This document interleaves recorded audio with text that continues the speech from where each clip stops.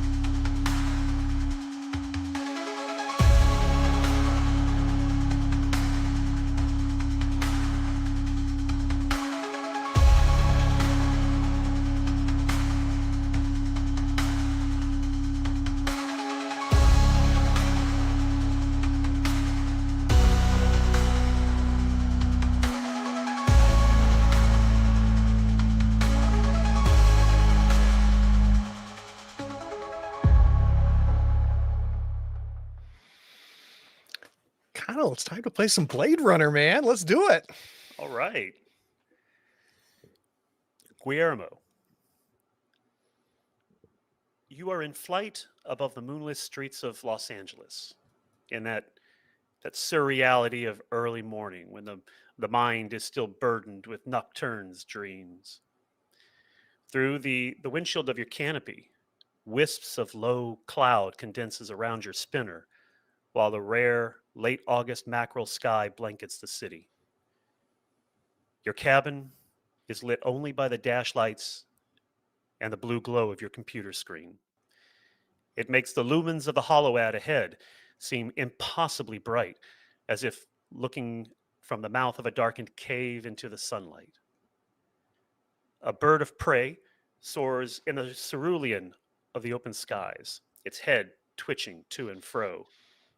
See the world in a new way. Spoken in the voice of a woman proudly welcoming the triumphant return of her tribe's warriors. The raptor dives into a lake of purest azure, just meters above your canopy, and emerges in a pose of regal victory, a salmon in its talons. Osprey 5S ocular implants. Master your world. The holograph dissolves, leaving the spinning helical logo of the Antileos concern.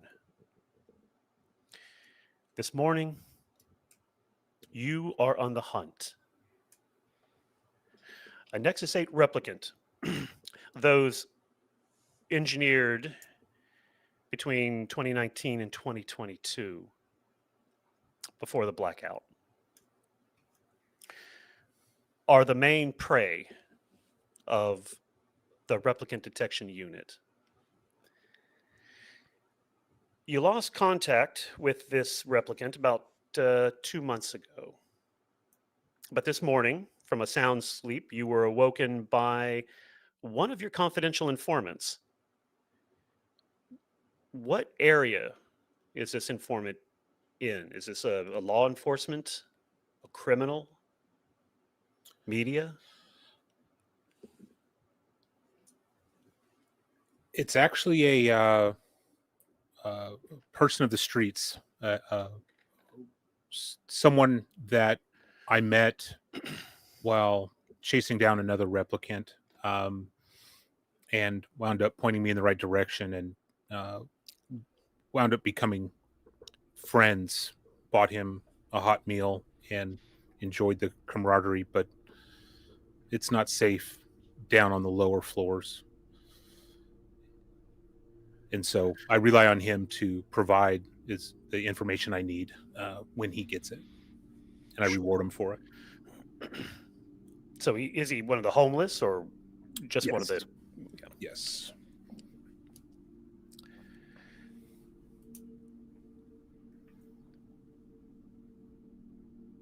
So I think this is taking you to his neck of the woods, Sector 9, to a place called Retirement Row.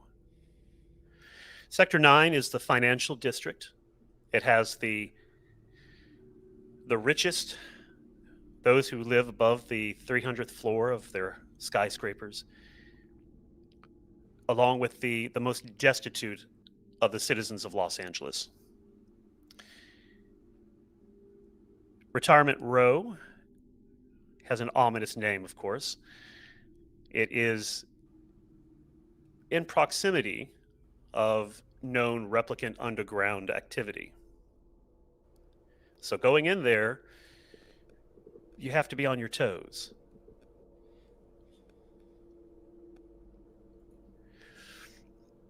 What was this particular replicant engineered for?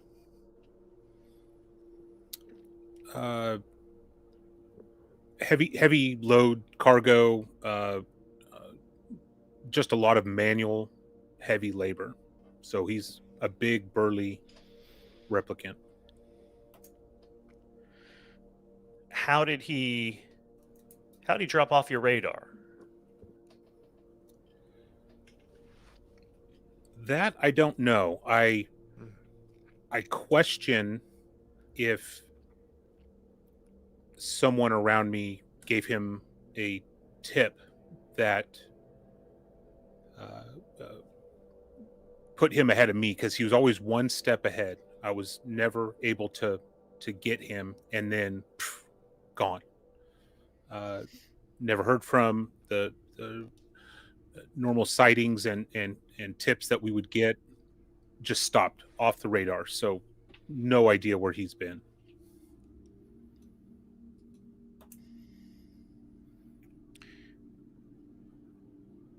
So, as a 17-year veteran of the Replicant Detect Unit, how many times have you been to Retirement Row?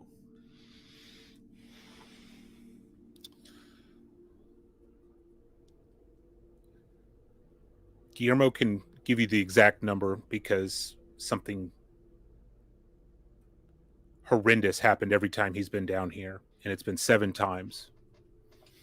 Is this And it's time going to be 8. any different?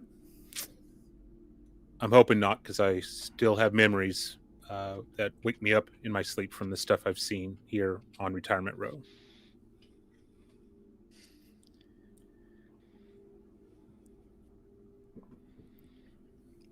You set down your spinner on the embankment of the LA Viaduct. The sun rarely shines in the morning, especially in August. Climate change has just made it so that the sky is the color of concrete, as it is above or below as it is above. Today, though, it's a little special, isn't it? I mean, mackerel sky, you have some corpusculent rays, enough to illuminate the broad area of the viaduct. But there are a lot of shadows each culvert, each pylon. So the security mind in you just looks at all of these possibilities for ambush. So, the good thing in your favor is that this particular replicant has a retirement order issued in their name. So you do not have to get confirmation. Normally, for the Nexus 8s, they'll have a little code in their right eye. You'll have to get them to look up, manhandle them, get them to look up, and you can use a little device that you have to. It's just like a black light will fluoresce that code, and that's confirmation, and they're good for the retirement. In this case, on site. What's your first move?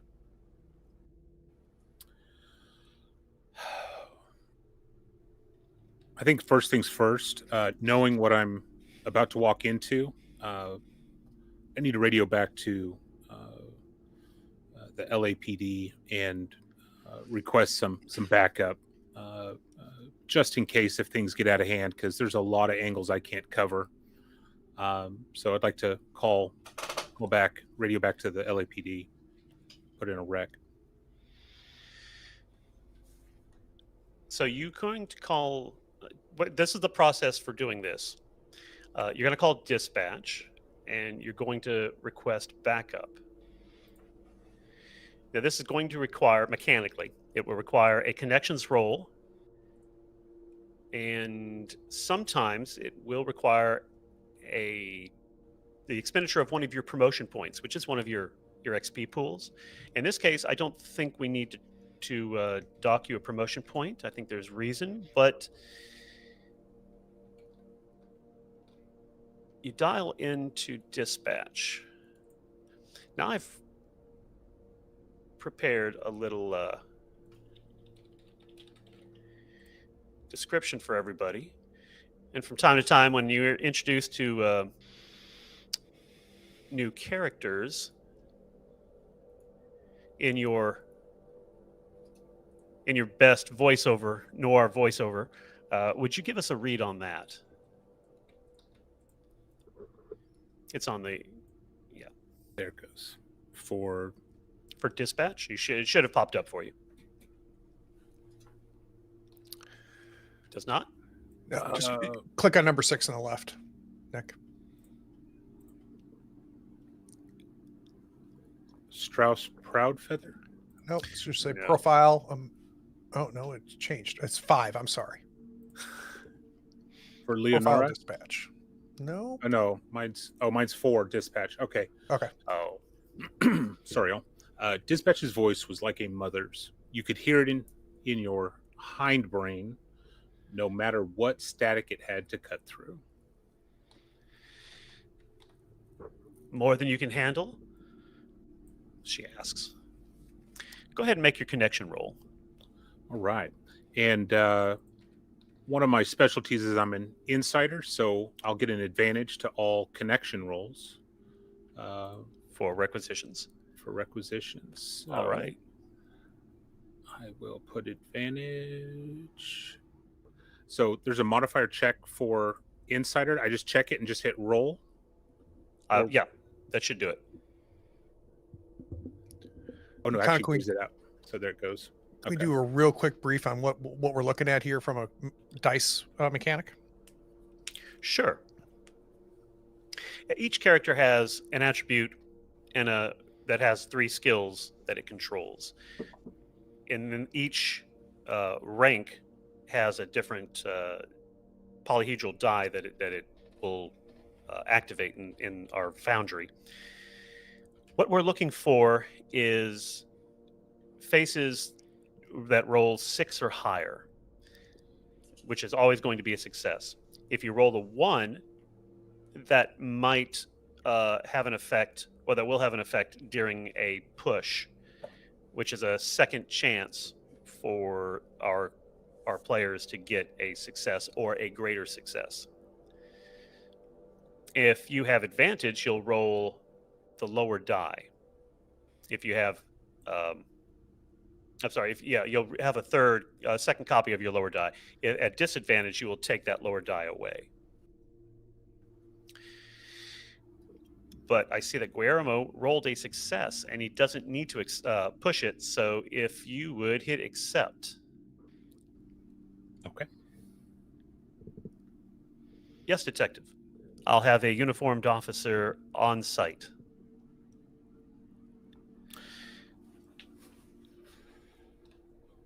So while you wait, Kai and Shu. Blade running is usually a solitary pursuit. But for some reason, your commanding officer, Deputy Chief David Holden, has called both of you into his office this morning.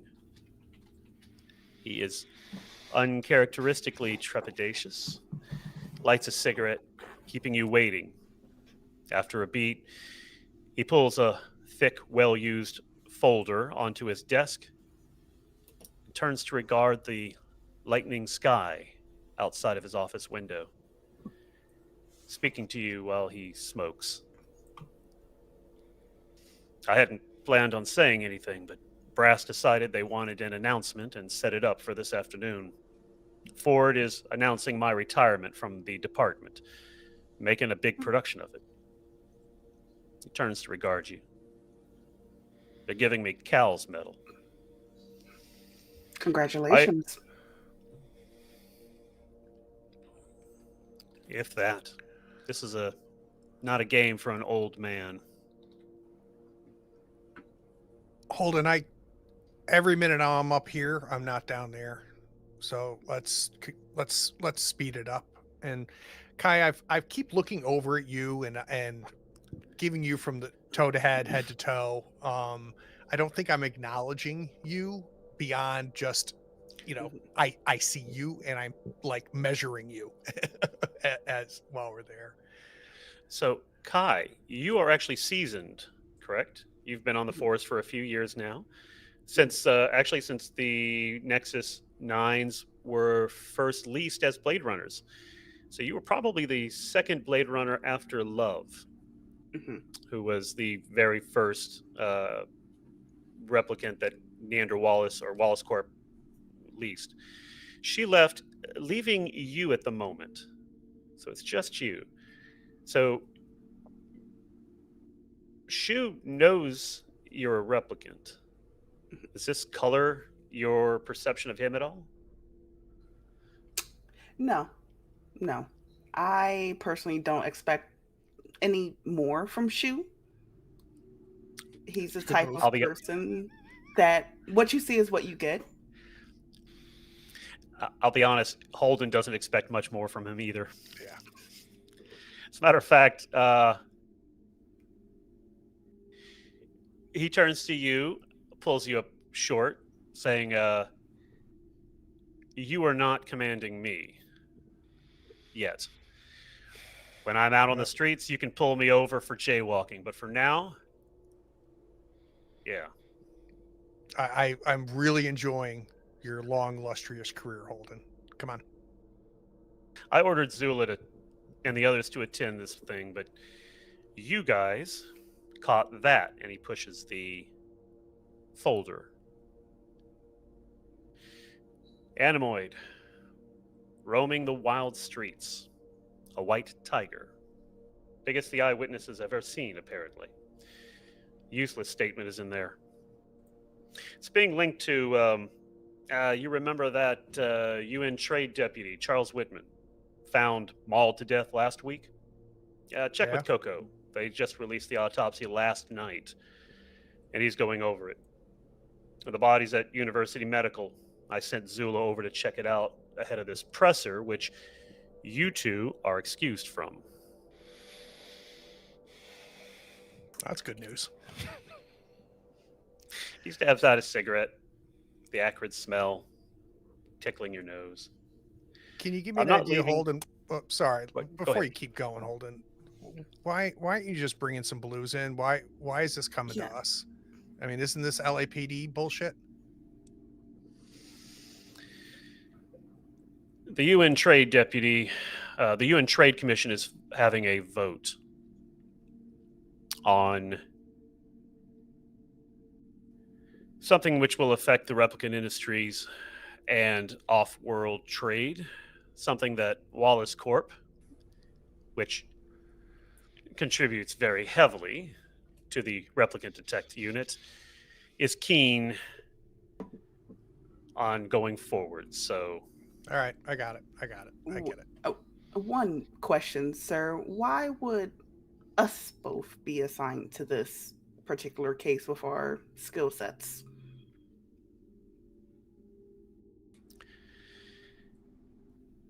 you were both requested. You'll have to take that up with Quell. Quell is the PR liaison with Wallace Corp. All right, who'd you say was doing the autopsy again? Holden. Okay. Oh, medical. University Medical has already done the autopsy. The medical examiner did it. Can you send it to my Coco key? is going over the report. Oh, all right.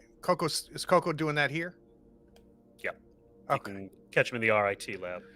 All right. So what are we supposed to do? Supposed to capture the goddamn thing? We're supposed to shoot, retire. What are we doing? Catch it, retire it. It's an animoid. I All right. think you can probably handle that shoe. All right. Look, I'm not leaving till the end of the month. Joshi will be acting deputy after that. She'll take investigations. Ford says the commissioner has pushed to close retirement division, which makes me think they'll drop my position entirely. Downsizing the whole damn unit. We're running out of N8s. Zula's doing too good a job, I guess. Relegated to pushing papers for 9s, as he looks at Kai. Well, then he looks at Shu. At least you'll be. Whitman was found in Sector 2, Lincoln Park. There's no good reason for him to have been there. So the assumption is, look, it's in the report. The tiger might have its den there. No clue as to who made the damn thing, so you might check Animoid Row. But why am I doing your job for you? I really don't know. I really don't know. Look, Kai, let's go talk to Coco, I'm thinking. Let's go speak with Coco. Again, congratulations, sir. And I'm sorry that I'm missing your retirement party. You sure they can't push it up, Holden? Like 2 weeks notice? He has already stabbed out a cigarette and moved on. Or lit a new cigarette and moved on. Waves you. I'll hold the door open for you, Kai. I will walk through. So who'd you piss off? That confuses me. I wouldn't have seen anybody. Like, don't get me wrong, Kai. I totally get it when I get these shit assignments. I'm nobody's friend until I give them everything that they wanted. Then suddenly I'm their buddy. But you're the talk of the building, and I just surprised, I guess. As am I. I'm wondering why us two? Well, So I need a favor. yes. You're going to have to do the talking with Coco because they're not a big fan of me. What? How could you? It's fine. I don't need to know. All right, I think we're going to head that way. You good with that, Kai? Mm-hmm. Yes. So this conversation, I imagine, is taking place in the freight elevator. Right. Holden's office is, about the 110th floor. Coco's, the RIT lab, is actually located on the first floor and the basement levels.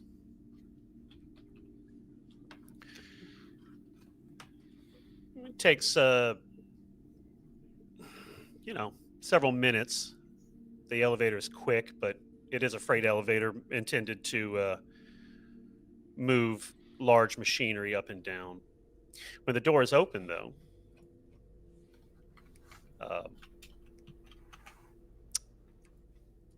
nearest the opening is Coco's replicant assistant, Mirren. So why don't one of you read us Mirren's profile? I've got it handy, Kai, if you want me to do it. Yes. Okay. Mirren had the kind of unaffected beauty that didn't shout. Her short, wavy hair tousled in a way that felt deliberate but wasn't framed, a face too composed for its years. After all, she'd only lived 2 of them. Her scrubs were clean, but lived in, the blue fabric hugging her thin frame. She carried herself with a kind of detached efficiency, the stance of someone who knew how to keep moving, even when every step felt heavier than the last one. Her smile was like the last rays of afternoon, rare and fleeting, less a gesture of joy than one of acknowledgement. This morning, she looks particularly blanched. She holds a thinner folder, but one that is sizable in comparison to the one that Holden gave you. Holden radioed down to say that you'd be coming. Yes. Is this all the information from the case? You should have all of the police reports, but here, and she hands this to you, is the medical examiner's autopsy. They released it overnight. We've only had it since we arrived this morning. I will open it up, look through it enough where yourself, Shu, can come and glance at it as well if you want to. I'll kind of peek over. So there are some salient points. Do we want to read out the findings of the medical examiner? Would you like me to? Yeah, why don't you do it? All right.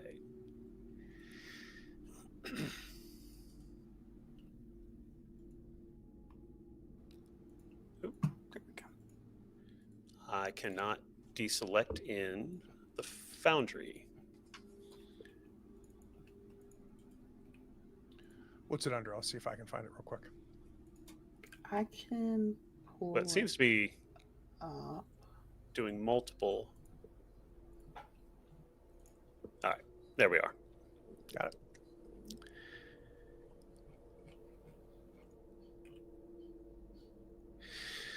So the summary of the ME's autopsy report.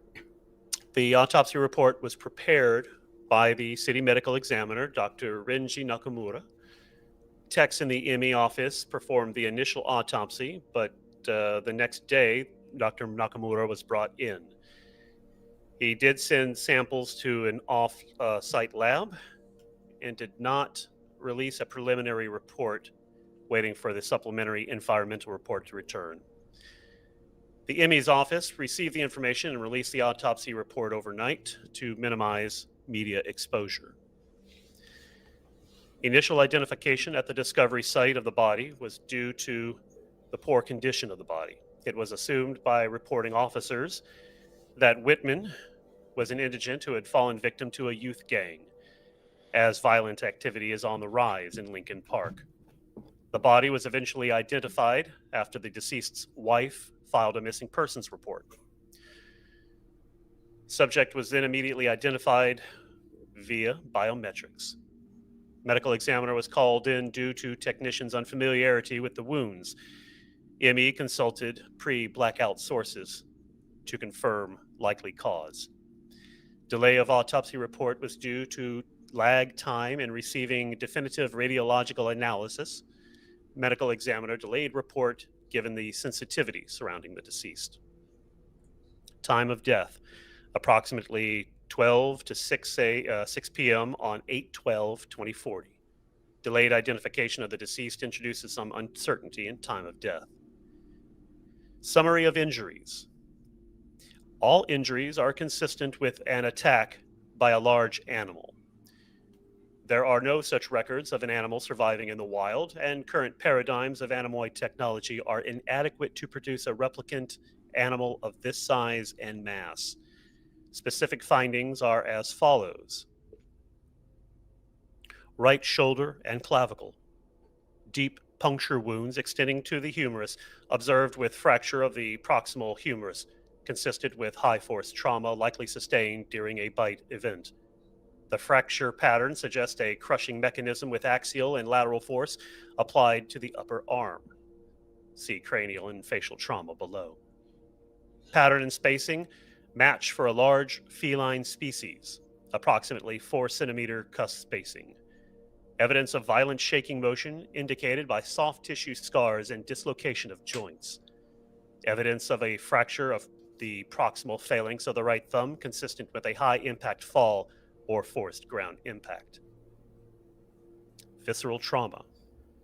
Massive blunt force trauma to the visceral organs, consistent with a gravity assisted impact from a creature of size and mass roughly equivalent to 500 kilograms, causing rupture to the kidneys, liver, and spleen, as well as tears to the intestinal organs.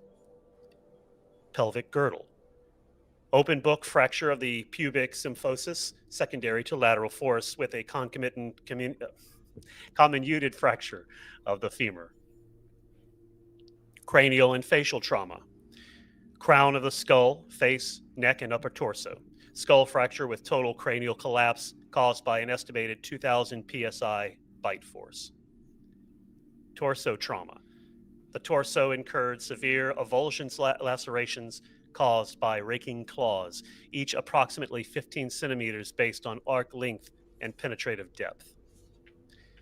Environmental and forensic evidence. Soil, sand, and particulates embedded in wounds contain decayed radioactive isotopes traceable to the kibble near Las Vegas. The radioactive signatures are typical of the area affected by mid-2010s dirty bomb incident. Absence of typical urban pollutants or flora further supports the conclusion that the death did not occur in Lincoln Park, where the body was discovered. Chemical residue confirms Whitman discharged a firearm proximal to time of death. Post-mortem transport. Evidence of post-mortem manipulation gets even paler with every passage. She's already read it. No.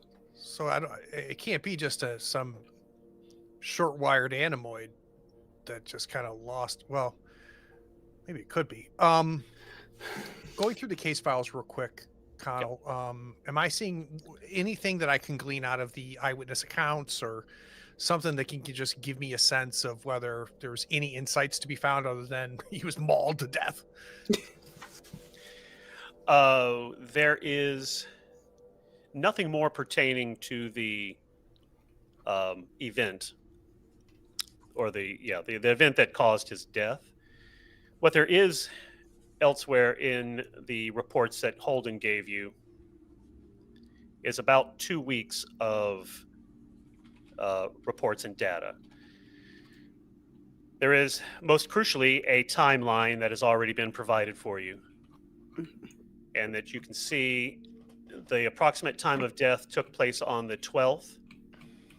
Whitman was not identified until the 17th. The autopsy not completed until the 21st. And the autopsy report released overnight of the 23rd to this morning of the 24th. You have lost a lot of time. Kai, like when I'm up here this long, my nose starts to bleed and stuff. We okay? Just let's go over to the scene. Let's go over to the scene, because we've already wasted days. Ain't one to drive. You okay? I can make do. Would Kai have a spinner already, or do we just go to? What do we need to do? That's up to you. You guys can. He's a city speaker. They often do like to either take ground transportation or hoof it or public transportation. I think at one point, Connell, I did have, access to spinners. But we're not going to discuss why I have to do a lot of paperwork now to get a spinner again. And I think Kai, you might know. Like, yeah, we You're don't. not He's driving. always in the other seat. Yeah. Yeah, you're not driving my spinner, but So Mirren has her clipboard, clutched to her chest. We called down to Holden with the findings while you were in transit down here, and told him that it was slightly, perhaps, more adverse than first expected. More And what? he said Adverse? the animoid, the creature. Mirren, we're leaving, so I need you to come on. He said you could have a vest from Armory. a vest. Oh, for Christ's sake. That All is right. fine. All right. So while you are there, you have the opportunity to requisite the Under Armour garment is free, but if you'd like something else, you would have to requisition it with promotion points and a connections roll if that appeals to you. Yeah, I'll take the freebie. Nope. Okay. Yeah, I'll take the freebie. Well, how bad could it be? They're going to shoot at me They're- first anyway, Kai. You're fine. The Armory does have Ender assault rifles. Just saying. It is it. I'm going to get an assault rifle. Let me pivot real quick as you guys are heading to the Armory, which is back up on ground level. Shriver.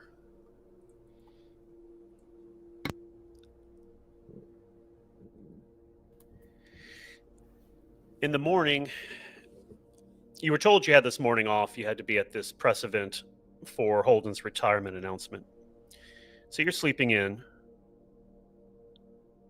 I don't know if is that characteristic, or are you an early riser? Shriver's doesn't sleep as much as he should, but still decently up early, but suffers for it. It's all the blue light from the mainframe screens. So you are experiencing your key memory in a stress dream. This was a random downtime event. You are a young teen on a protein farm, if I'm correct. Why don't you take us through this dream instance of your key memory? It always starts with the sand on my hands. It scrapes, and it's cold, and it shouldn't. The folks in the city, they don't get it. They think it'll be warm. It's cold. But it's scraping and roughing up all of my arms, and as I'm pulling out of the sand, it's always deeper than it could have been, but that's how I remember it. It's the sound of laughing, though, that snaps my head up. That's usually where I wake up from the dream. So this is a regular occurrence? When I've been too deep in it.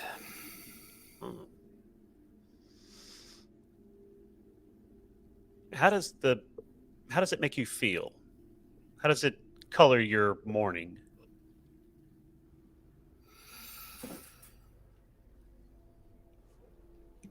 It always makes me feel outside. And that's not outside as in out in space, but just outside of where I am right now. It reminds me that I'm not.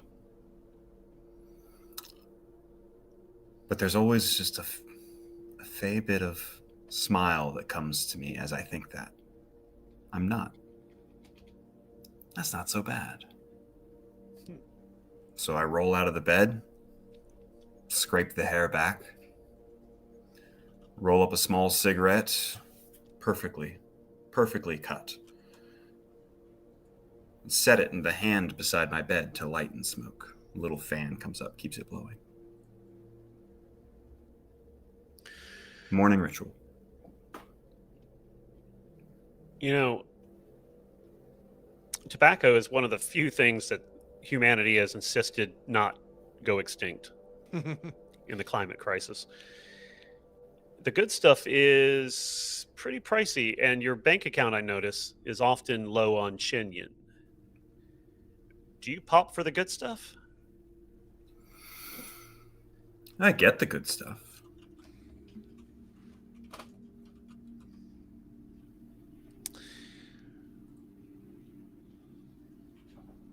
I think one of the things. So this takes place in the Energy Empire, correct? In one of the protein farms.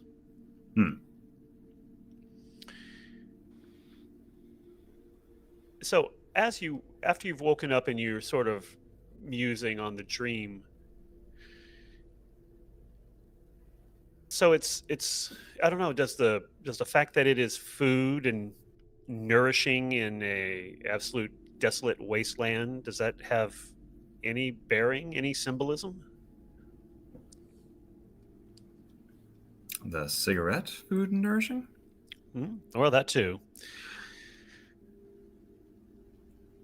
Growing up in a barren wasteland, we always talked about food and what it meant.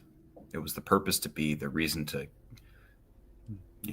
keep going, keep doing anything that you were doing. I came to the city because I knew that was bullshit. I'm lean. It's not always an athletic lean. I like noodles. I like to engage with the folks down there and get my food. Street food's a thing. But it's only when the stomach makes me go.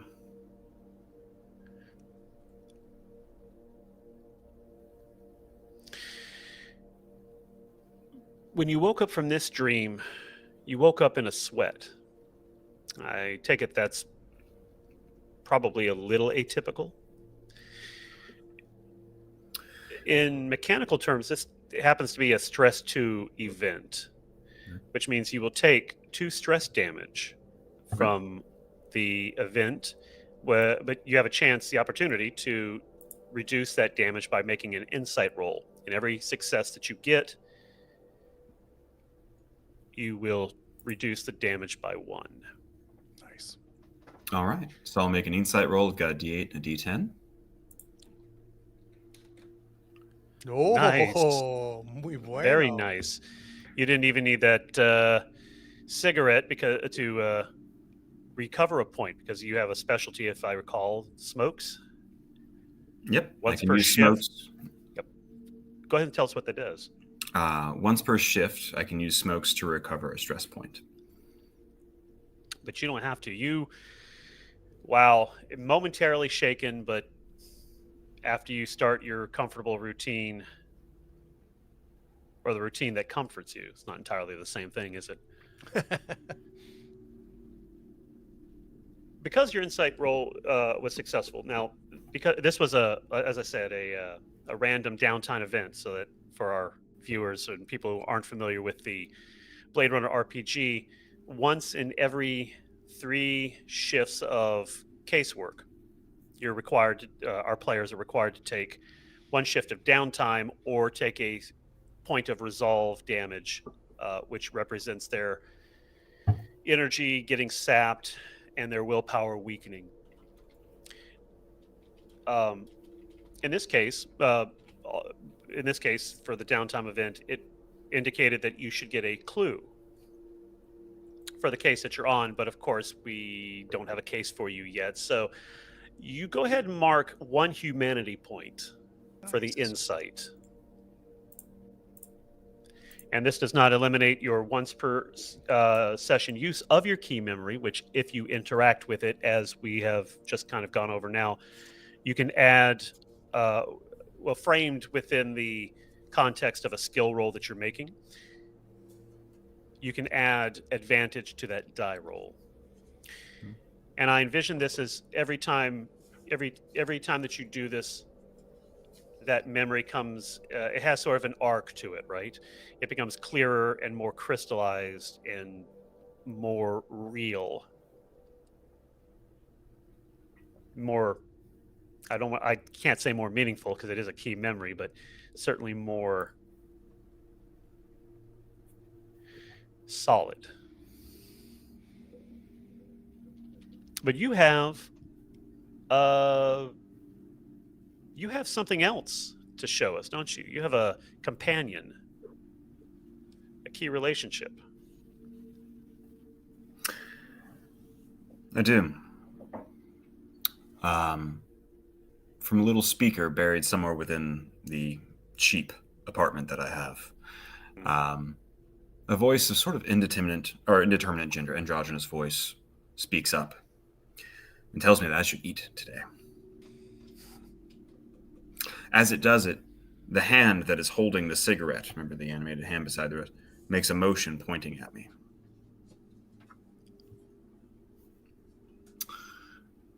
That's Fife, my DG.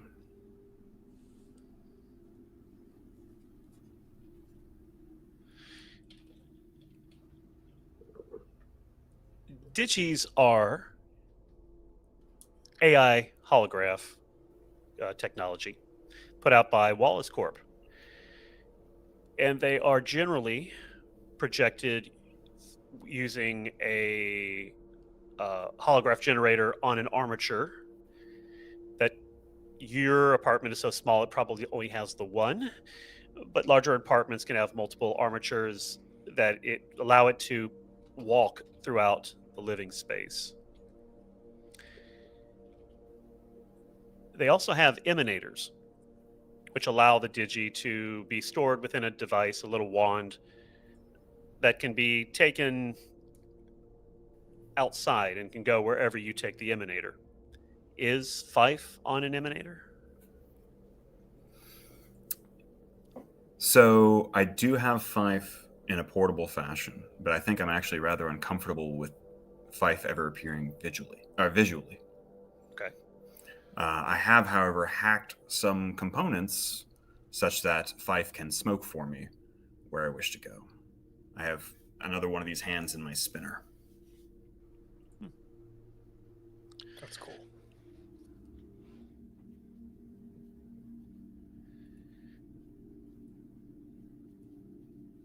You have one other thing I think that might be interesting to us. Since you got some time to kill, why don't you take us to your signature item? But I think while you're in transit to the Angelus Cemetery, right? Do I have your signature item correct? Oh. Interesting. We never declared where that was. Well, the biggest cemetery, of course. Most bodies are no longer interred. That doesn't mean it's a never happens. It's just that most, of course, because space is so limited. But while we're heading towards the cemetery, or I don't know, you had a different idea? No, we'll go with that. Okay. Well, let's go back to Nick real quick and Guillermo. Are you waiting for the officer, the uniform to arrive before you do anything? No. I've not been one to wait. I've one to call for backup. It's protocol. It's probably the smart thing to do, but Guillermo goes in head first and starts searching the area, looking for clues, looking for my CI that might be around.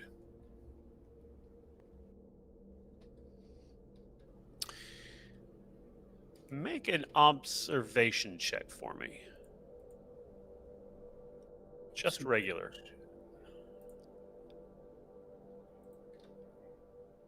Oh, that is one success. I'll take it. The more successes you get on this, the better. Now, the thing about the D10, as I explained earlier, the faces 6 and up are all successes. On a D10, the 10 face is 2 successes. And on a D12, 11 and 12 are also 2 successes. 2 successes more than you need on a particular roll is what the game calls a critical success.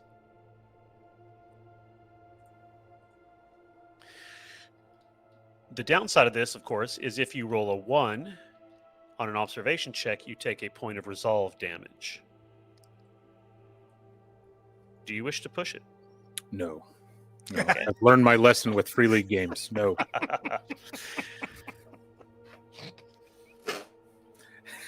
Craig remembers 2 hours of crawling, forbidden lands. Sorry.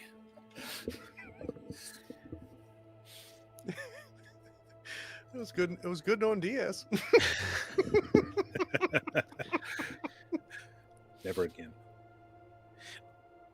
The LA viaduct has about 3 centimeters of sludgy, I don't want to call it water, just this green and brown sludge. And you notice that on the other side of one of the culverts, there are footprints that are leading up the concrete embankment on the opposite side.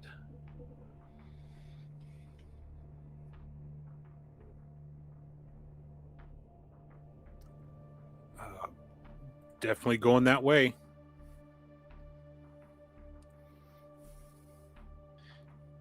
Blaster out. Oh, yes. Yes, Because you have 2 weapons, correct? I do. Yeah. The 357 sub is holstered in my boot as a backup.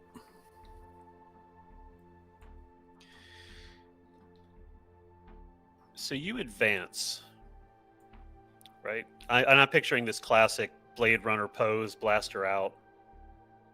You know, your left hand counterbalancing to the side as you sort of step 1 foot in front of the other.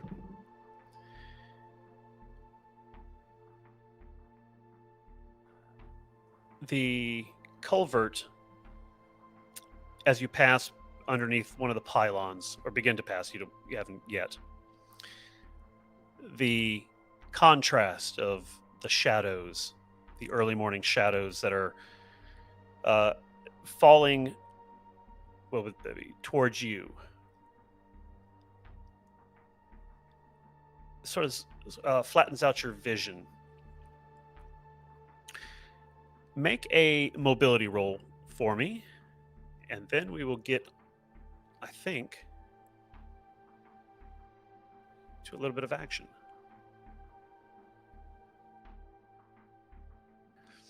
This game is so easy. I know. Don't jinx me, Craig. It's constructed so that regular rolls are actually not that difficult. It's the opposed rolls that really get you. I'll accept that single success.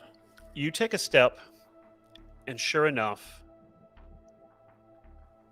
within the shadows of the pylon, a 2-meter individual tries to slap the blaster out of your hand, but you nimbly move aside. And so let us start a little bit of combat.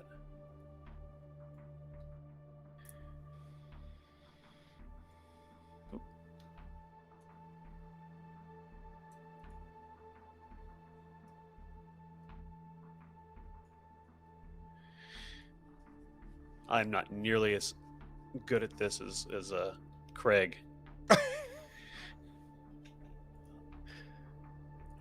I'm told you can actually park it.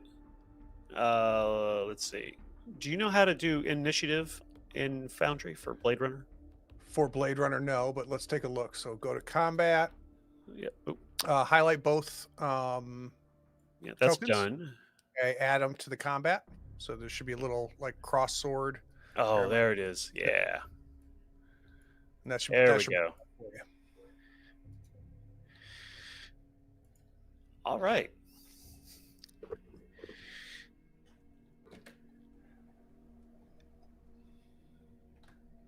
So let's do a little bit of I think Blade Runner is probably best when we sort of narrate back and forth until we get to a point where we have to make a roll, right? So we can describe, since the replicant comes first, it is indeed. I don't think we ever settled on a name. Do you call him by his street name? That's probably in the file, or do you refer to him by his service number? I use his name. Nice. What shall we call him?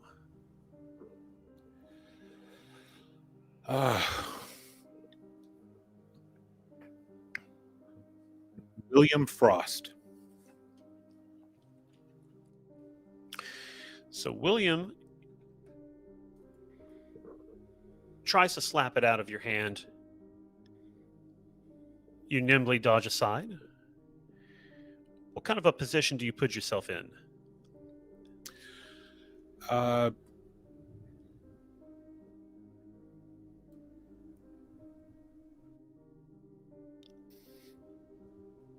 I would say I would just hop backwards briefly with my gun still drawn, and ready to aim at at William. While in engaged range, so every weapon, every firearm has two ranges, a minimum and a maximum.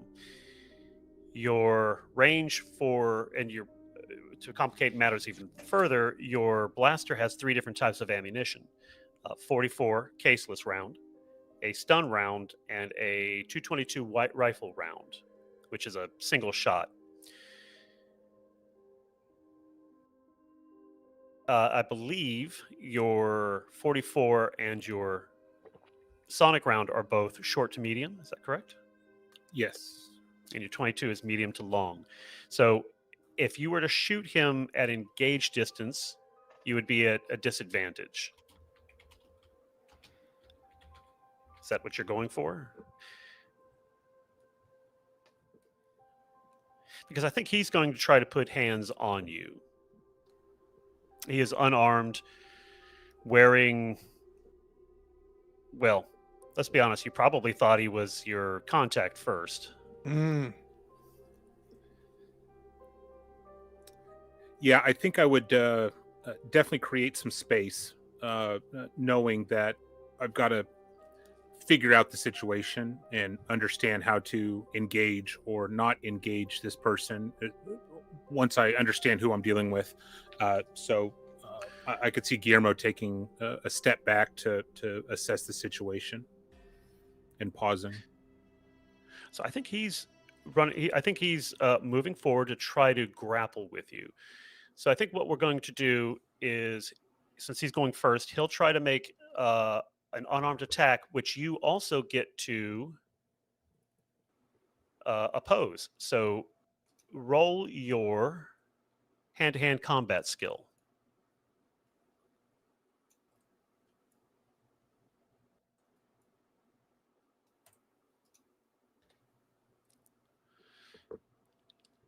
Nice. Bam, William. So it's a funny thing about replicants. Usually, once they commit to an action, they don't really ever change. It seems to be a fault in their programming. But Frost, so he goes to grapple you, and you what? Slip out of his reach, since you were already trying to back up a little bit? Yeah. He lunges forward, giving him an opportunity to push. Which, unfortunately, this doesn't seem to do. Allow me to do.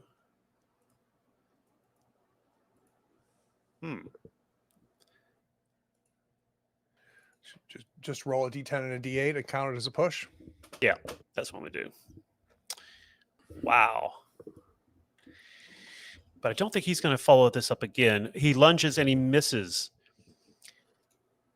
Now, for you, I think it's best if we make a mobility roll. And for every success, you can get back one range band. Okay.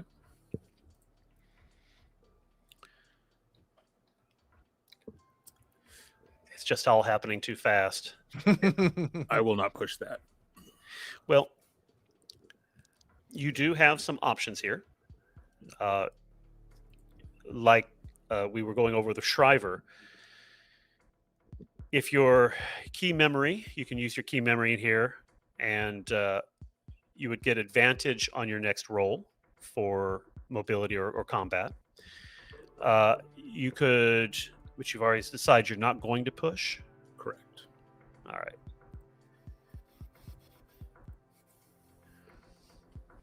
I think ultimately, being as close as I am, he's coming at me. I'm going to take my hand, my right hand away from the handgun, the blaster, and I'm going to step in and try to clock this guy, this replicant, and put my hands on him. He's a little too close for my comfort, and I need to get some space.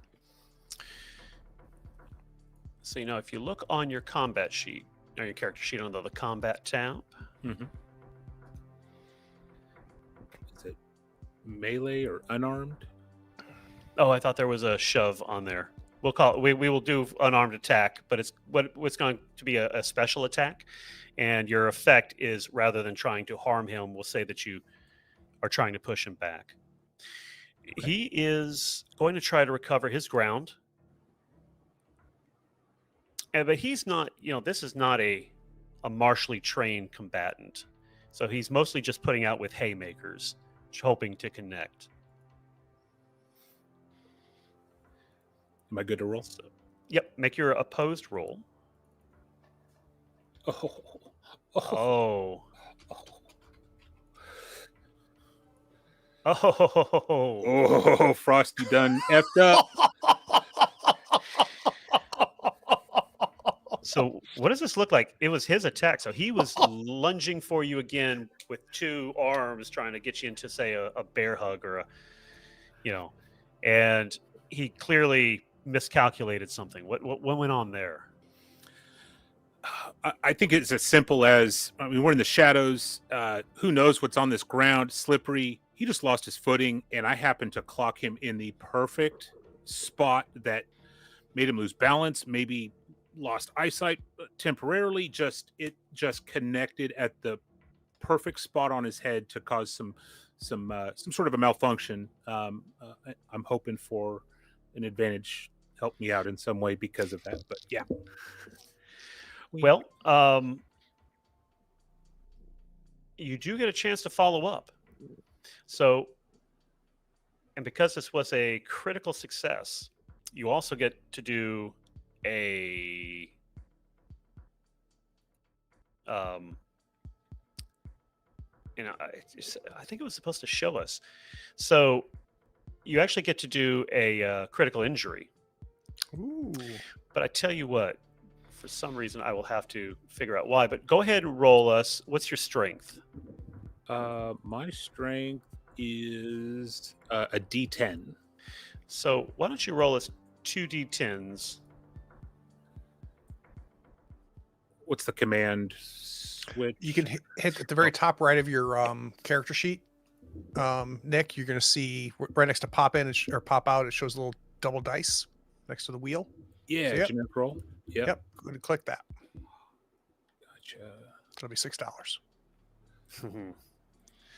Tutorials. 2D10 is what you said, Colin? Is that right? Yeah. Okay. Yep. Jesus.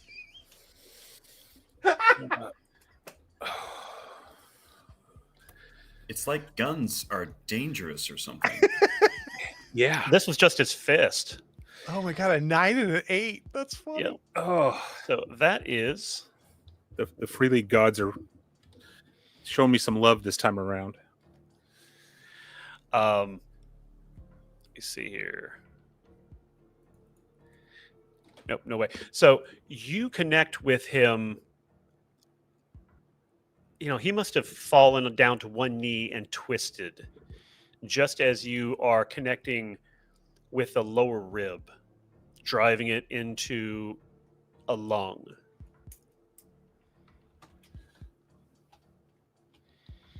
It is not immediately fatal, though I think it's fair to say he is not going to resist retirement at this point. Do you take the kill? Or take the shot, I should say. No. Interesting. I'm going to cuff him, subdue him, and wait for my backup to come. Oh, that's interesting.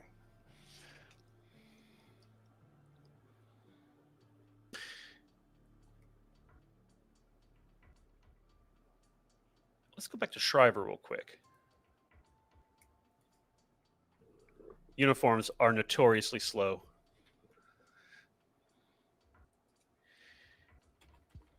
So Shriver, do you take your official spinner? Yes. Who is buried here? Well, I shouldn't even assume that he's buried. What is this tombstone that we're going to visit? Land the spinner. It's a bit of a walk. Can't afford a good plot. It's not right by. But I chat to Fife along the way, talking about all the other tombstones along the way, because this is a normal walk, at least once a month. The tombstone, though, Fife makes a little fun of me for coming here, because there's no one in there, and the name on it is mine. Ooh.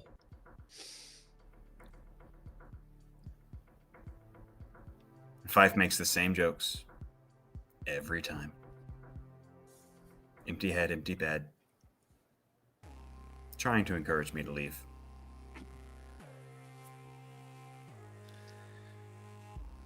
So, you did such a good job on your insight roll that you didn't take any resolve damage, but should you ever need to recover a point of resolve, you can visit this tombstone and I expect ruminate on your own mortality. Is that what it's for? Hey, I keep to myself. Yeah.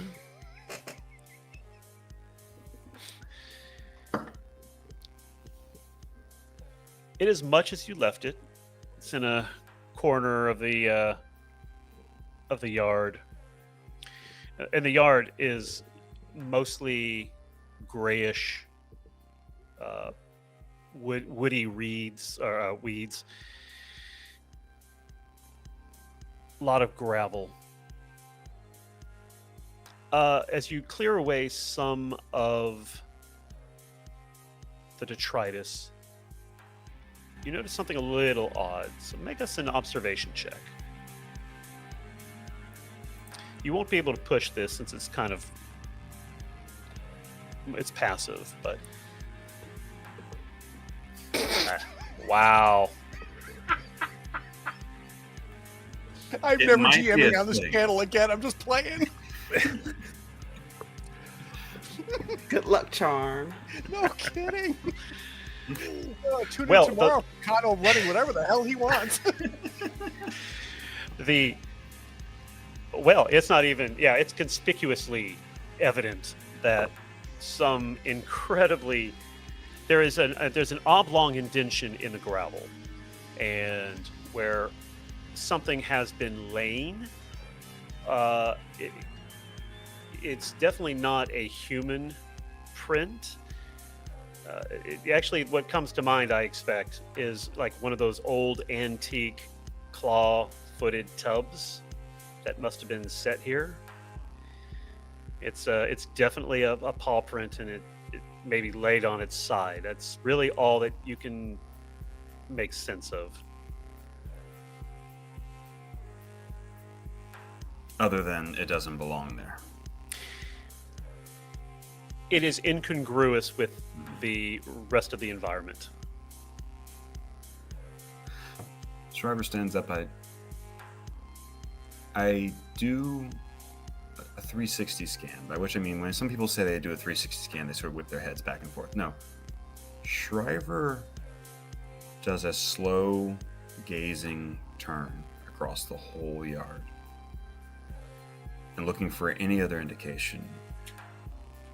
If that thing flew in, it wouldn't leave any other prints, but if it was walked in or drug in, it'd be something else. I think with the critical, you do see. You don't find any other prints, but you do find now an evidence of movement or passage. Passage is the word I'm looking for. So there are some, if there's gravel, there's some instances where it's clear that there is a trough that's been kicked aside to reveal some of the bare ground. There's some chalky residue maybe on some of the brownish weeds, the scrub that grows around different tombstones. Curiosity piqued. I take a moment and scrape my hand across the indentation, basically scrubbing it away, putting this place back to where it should be. And then I follow the trail. And I do have another cigarette lit and just basically dangling in my hand. It never touches my lips. It's more or less a dead end as far as the trail goes. It does seem that it went to the opening, which does not have a gate, or has a gate. It just happens to be, falling apart, falling off its hinges in disrepair. So you don't get any more information from it. But it is, I guess, you find it curious.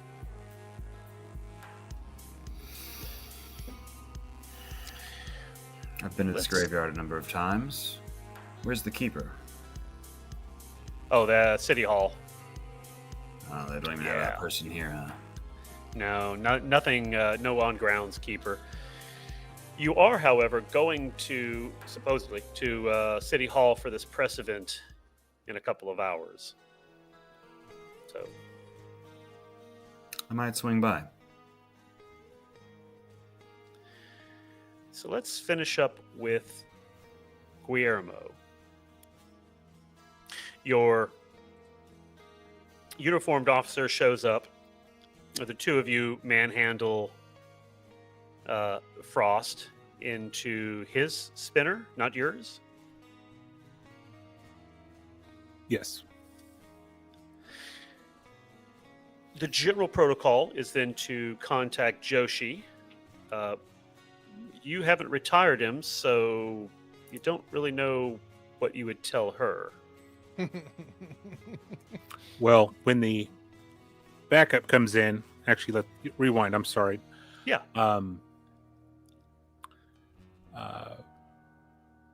Officer comes up and say, Officer Smith, here's some coin. Here's my gun. As usual, take care of this thing. And I walk away. Oh. So you are done with the RDU? Yes. Oh. No, not the RDU. I'm sorry. Oh. I just don't want to be present for the retirement. Sorry. He's outsourcing. Okay. So you'll go and just get cleaned up for this press event? Yes. Kai and Shu. I think Kai indicated she wanted a assault rifle Yeah, if we're gonna for this big kitty. retire a large feline, I think more than our pistols should do. And Shu. Now you do have a 222 rifle round, which does a lot of damage, but it is not a fully automatic firearm. Ender rifles do have an advantage here. I'm gonna pick up a rifle. All right, Shu, are you interested? Honestly, seeing her pick up the rifle, I'm good. This is how this works. A Ender rifle is a premium item requiring 2 promotion points or 2 Chinian points. Chinian is an abstraction of both cash and cachet, right? It's how much weight you have to throw around in this case. If you spend twice that amount, or 4 promotion, 4 Chinian, you will get advantage on a connections roll in order to secure the item. Now, Shu can contribute. Yeah, I was just But it about to has to say, be- like, yeah, go ahead. I'm sorry. It has to be one or the other. It has to be either Chinian or promotion points. And of course, for replicants, if you were to lose or get docked a promotion point by Holden, your final to take you to 0, you would be subjected to a baseline test, Oh, beautiful. which is an inconvenience at the most charitable. Beautiful. Shu, do you happen to have an additional Chinian point? Hold on a second. Who's giving her a hard time right now? Like, why is this even being discussed right now? Who are we dealing with? Oh, you're talking to some uniform behind the desk. Okay. Look. Call Holden. Do whatever you need to do. But this is Kai. That Kai. So give her the goddamn gun. Not my rules, buddy. What I'm thinking, Kai, Mhm. is I will contribute because I really couldn't care less about them. I will contribute promotion points.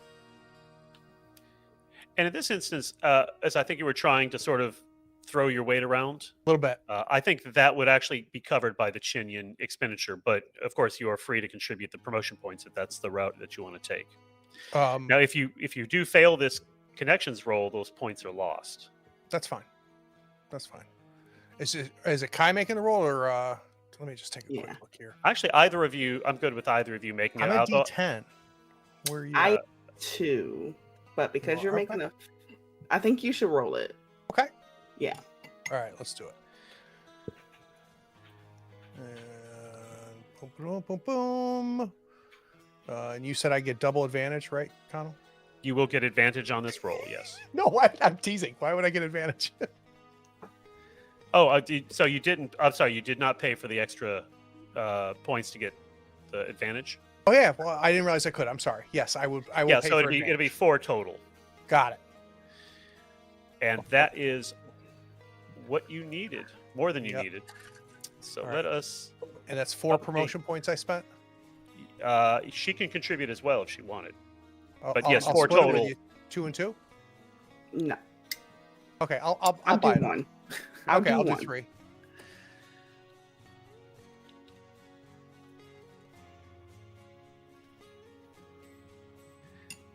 And Kai is going to have the assault rifle.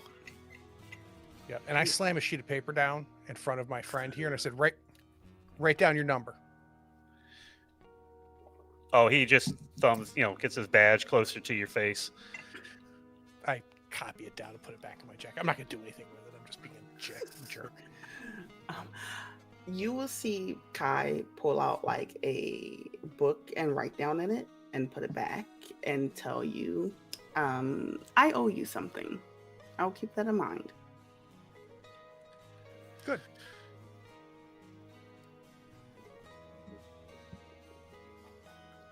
But speaking of the actual case, I've been going through some of the files, and there's a plethora of reasons of why the victim would have been murdered. Okay. But I very bold and underlined words. I should point out that it does say officially, no Oh. foul play was. Yeah. Just wanted to make sure that you saw that in the files. Oh, yeah. That was the first thing I noticed. And she proceeds to say he had some marital issues, stress going on. He was a prominent member in a UN commission trade and always voted for no regulations on replicants. He was also found spending large sums of money in these particular avenues. He was even found jumped previously as he visits and I quote you, an unlicensed sex worker to be serviced in Lincoln Park. That is the assumption. That is the assumption. Well, it sounds to me like we got two choices, Kai. Are we going to track down and concentrate on the animal, or should we focus on the victim? What do you want? We should focus on the animal first, but I am also very curious about the victim itself. No time to do both. As long as we get out of this building, I'll be happy. We can do this, I think, as you guys are heading towards the spinner. But Kai, since you were the one who went over the files, make me a connections roll. Ooh. Connections and roll. Is that The perpetrator knocks on our spinner before we take off. Have you met me? I'm the kid. Oh, God. Well, more successes will not make a difference here.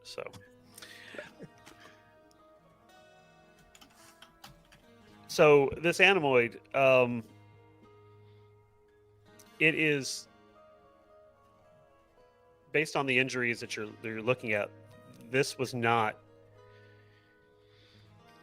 something created on Animoid Row by Ben Hassan or Runsitter to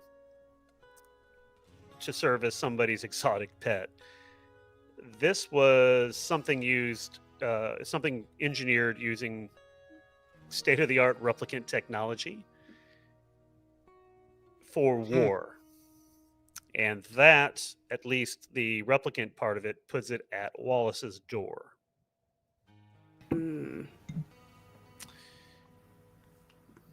So I'm going to throw something out there. I think Kai and Shu need to think about that a little bit. Can you give us 10 minutes, Connell? I absolutely can. See you on the return. 10-minute break.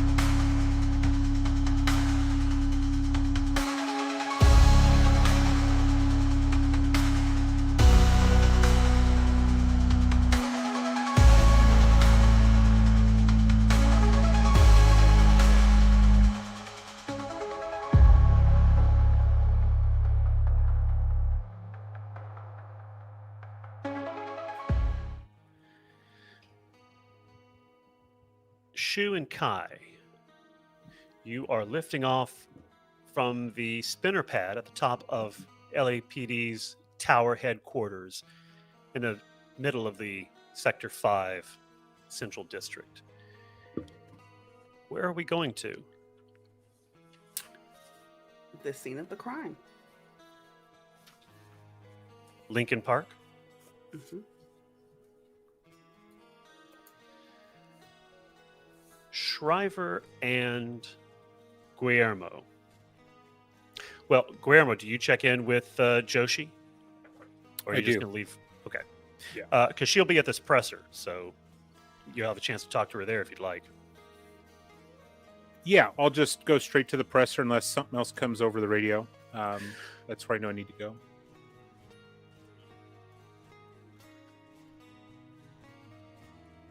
So while Kai and Shu are lifting off from the spinner pad, you are down below across the street virtually from the tower at City Hall.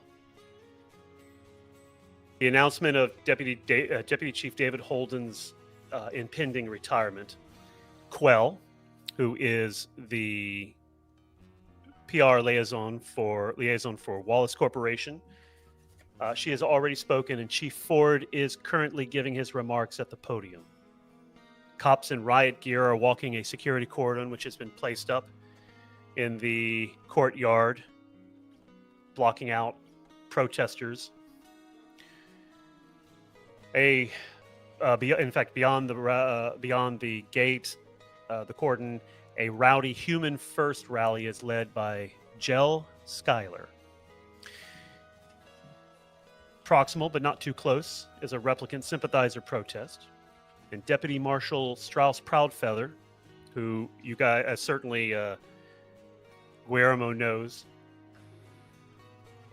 has leading other UN marshals there to protect the UN trade candidate, Police Commissioner Leonora Kozlowski, as she prepares to speak. The mackerel sky has been replaced by a solid slab of concrete colored clouds. Any light that filters through is chilled in an August wind, kicking up some of the dust and particulate matter that is in the streets and on the sidewalks. And there's probably going to be acid rain later this afternoon as westerly winds begin to bring in some of the what's euphemistically known as the hot winds, tinged with arsenic, radioactive material, and some other heavy metals.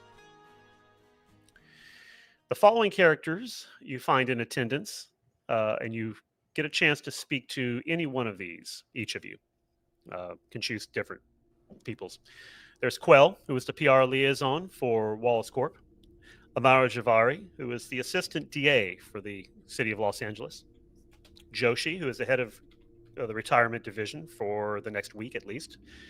Strauss Proudfeather, deputy marshal for the UN. Libby Esposito, who is a producer for Mega News, which is the most popular global broadcasting system show at the moment. And Hanji Kwan, who is a crime beat reporter for the Independent Sentinel. Of all of those, he stands out just simply for not being of the same occupation as the others. Why would a crime beat reporter be at a retirement announcement?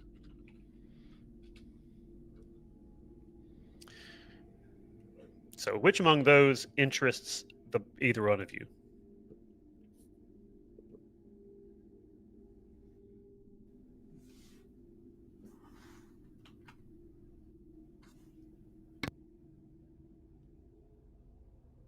Actually, while you guys think on that, let's go to high above the streets. from the tower in Sector 5, if you're going as the crow flies, northwest slightly. Lincoln Park is a bit of a misnomer these days. What used to be set aside as a green spot, sort of a miniature or a Central Park in miniature, with one of the largest civic man-made lakes, is now much like the graveyard. It's choked with the brown weeds, the spidery weeds, the only things that will grow in their constant cloud cover.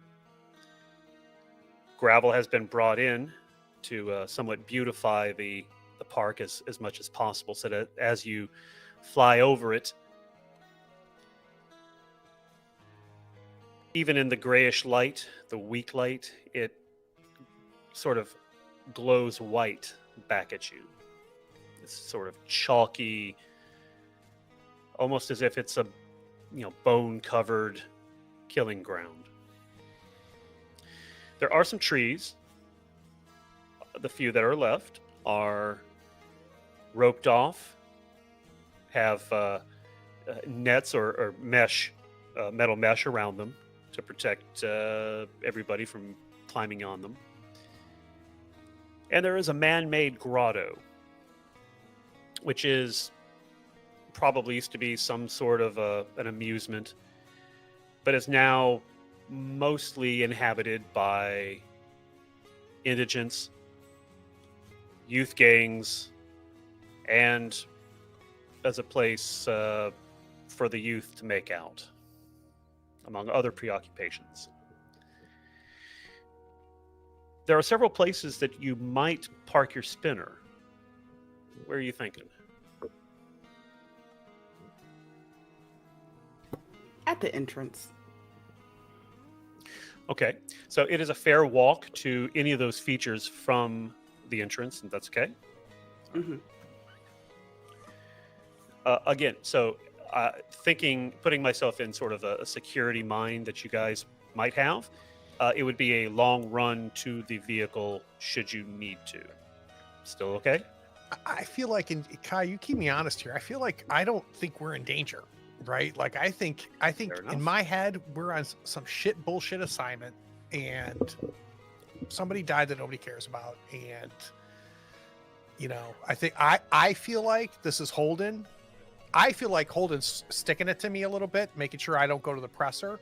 What I don't know is what you did to get stuck here. I am taking precautions in cases worse than what I'm assuming, but I don't know why I'm being punished. Exactly. It's confusing. So it's afternoon now, so there are a few people and there are a few legitimate visitors. It's not all just the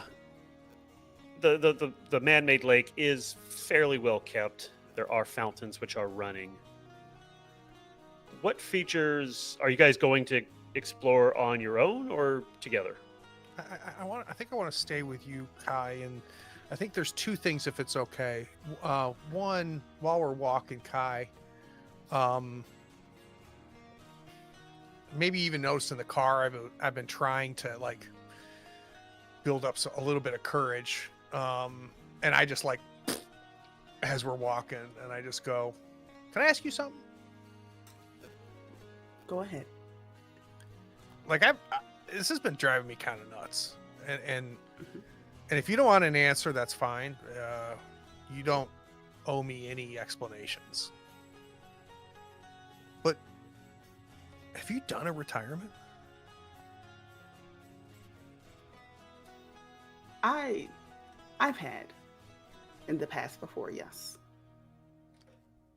And do you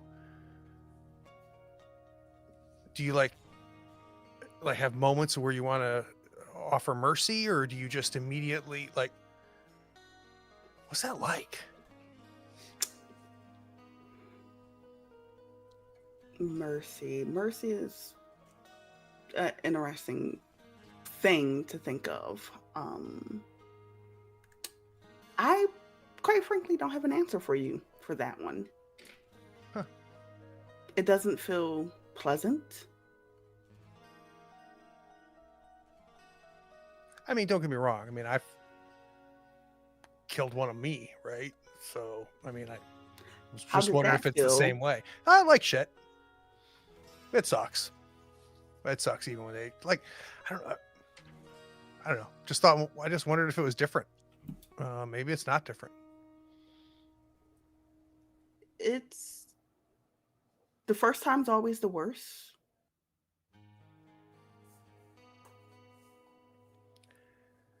So the other thing I want to do, Connell, as we're walking, is I'm not looking at the visitors and the tourists. I want to focus on the invisible people as we're Okay. going. And I just want to know if anybody in my web extends to the park. I know I have people in the park. I just don't know who's here. So I'm going to keep notice. And if I see somebody that I have a connection with, I'm not going to say anything. But this is going to sound weird. I'm taking an inventory, Right. of my inventory as I'm walking through the park. So, which area of the park are you guys sort of moving towards? I think we're headed straight to where the body is, right, Kai? Yeah. Or Where the was? body- Sorry. Yeah, where the body was found. Okay, so that would be back towards the grotto. Right. I don't think there has to be a roll here. I think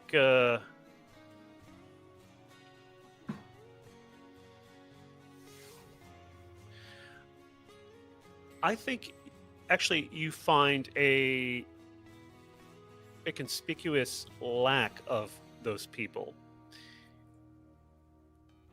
But you do see more gang activity, Interesting. Okay. more youth gang than you had expected, and you didn't even think about it until just now, right? Yep.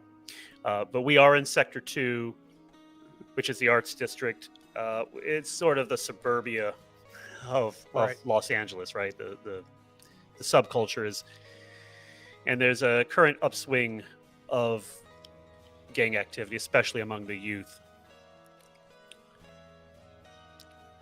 I had no intention of revealing the fact that I am taking an inventory as we're walking through, but I think picking up on that at some point, Kai, as we're walking towards the grotto, I might just kind of nudge you and go, there's a lot of kids in this park. That Way makes- too many kids. That makes sense. Maybe they could answer some questions once we get to the location. Yeah, I think we get there. I'll handle the crowd. Maybe you focus on what we can find there. I'll make sure Do no. you not trust me to interact with others? I'm not good at much. Kai, this is the one thing I'm good at. Just let me do it, okay? I'll yell at you if I need you. I won't argue. Shriver. The groundskeeper is unfortunately not in attendance. Who among our guests would you be interested in sharing a word with? Sure. I grab a sweet as I pass the tray. My stomach basically just makes me do it. I start eating. And walk directly up to Libby Esposito. Libby. Oh, Libby. Well, in your best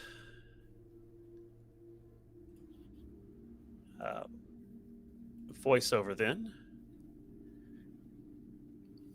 Brace yourselves, chat. He's going to read something. I haven't seen the chat. I'm just being told things. When Libby Esposito spoke with me, she made me feel like I was the most important thing in the world to her. Of course, then I'd hear her words over the next news cycle. Her hair was a tangle of copper-red fire that didn't stay put, and she wore big round glasses that made her eyes as big as saucers. Libby's main gig was producing mega news for GBS, though she also writes for Mechanismo and occasional fashion piece for Zord. She only occasionally has to report on the really dark stuff. Murder, sexual assault, trafficking. But even then, she manages to keep her trademark optimism.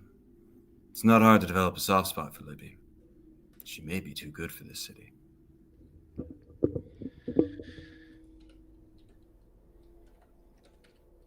So Libby sees you when you're still a few meters away. Have you interacted with her before? I guess by the script, it sounds like I has. I was imagining that I had not, but I have read her work. Especially probably given that you're an analyst. Mechanismo. So Mechanismo is a big tech magazine. Mhm. They have a lot of interviews with some of the tech titans and occasionally with Neander Wallace. Yep. So what are you wearing? Yeah, so he does the pinstripe vest. He doesn't tend to lean towards the long jackets of the others, the traditions. He's got some marks, some fashion glam elements added on, but they're older, more like an experiment from younger days. So colorful tats that show that he spent a little time around the street, but he hasn't necessarily maintained them, starting to fade on the edges.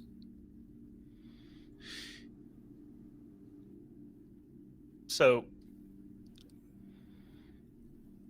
Libby is actually typing on her data pad, and eyes keep going from the tablet to you, from the tablet to you. Now, since you're familiar with her work and you know that she writes for Zord, Zord is a high fashion magazine. It's just one of the grocery store aisle eye candy, so you can look at what the latest fashion is and the celebrities and how they look in them. Would you say that your attire is got a little flash to it? A little flash. It's a couple cycles back. Nonetheless, I think you, among a lot of, let's face it, middle-aged law enforcement personnel and city governors, are standout, and you have caught her professional eye, at least. Mhm. After it becomes apparent that you are intending to speak with her, she promptly wraps up her typing and is ready to speak to you before it becomes, like this awkward exchange of moments where somebody is putting something away. She's very professional and on point immediately. That's excellent, because I walk up directly to her, get just slightly too close, and tell her that she's wrong. The article you wrote 3 months back, you were talking about the ties, and you were praising that huge fashionista, from the upper levels. Those all started with lit wikis. Those started on the street, and you just didn't see the pattern. You're so close, but you never quite see the pattern. So you see that, and she immediately goes on the defensive, and her glasses drop down on her nose a little bit, and her eyes get even bigger, and maybe a little, really. Did you see the catwalk? The catwalk? The fashion. The catwalk's where things end up. I've seen better cuts from cheesecloth on a new shoe noodle stand. Oh, that's noodles. Okay. it's not about the better cut. You're thinking the final product, but there are so many people involved in the making of these things. Every one of these ideas, they start somewhere else and then they grow, they travel. How do you know it's good? How does that fashionista know it's good? How does it make it to the catwalk? It starts somewhere else, it grows somewhere else. All this shit grows like weeds up through the cracks, and you're just plucking the flowers at the top. You're so close to good. Just dig a little deeper. Her glasses slip a little further down the bridge of her nose. Roll for initiative. Says the man who bought his clothes from Hysteria Hall 2 seasons ago. Yeah. Nick, what about Guillermo? So Guillermo spots Mr. Kwan. Something always interesting happens when Kwan's around. And so, do you know Kwan? Yeah, he's been at many scenes that I've been present for.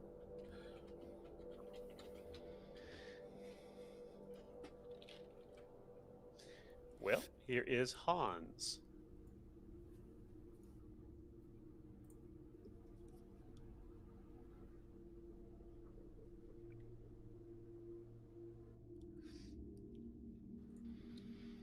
Did you want me to read that? Yeah, or I can Yeah. read it. Either one. No, it's okay. Hanji Kwan wasn't your friend, but he wasn't your enemy either. He was maybe worse, an observer.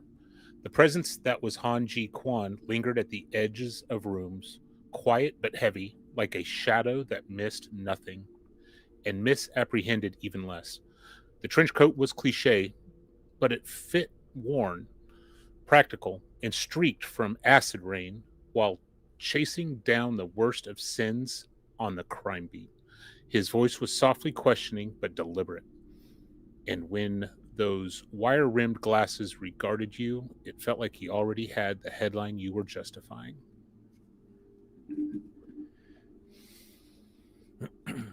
Detective. Mr. Kwan, how are you? As you speak, he is already past sized you up, and he's going back to the crowd. And he keeps, as the conversation evolves, imagine that he is always checking who comes and who goes.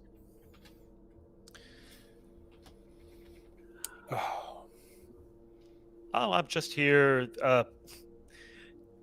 He takes his glasses off and begins to clean them, which you suspect is a tell of some sort. Editorial asked me to cover this at the last moment. Make an insight roll for me. Got it. And you won't be able to push this one. Okay.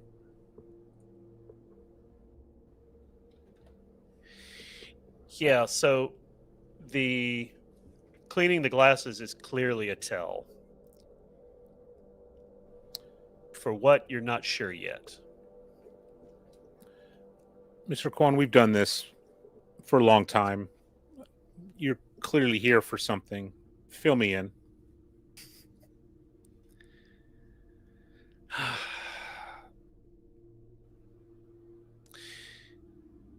That, I'm afraid, would violate my journalistic ethics. Now, when he says this, it's not completely just a patronizing statement. He works for the Independent Sentinel, which does have more than just pretensions to serious journalism. As much as Libby Esposito is the darling of my heart, she does work for state media, which is GBS.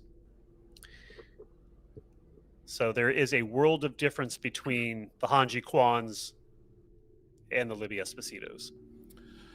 I pull out my business card. And I say, Mr. Kwan, you know what this means. This is an IOU. Don't beat around the bush.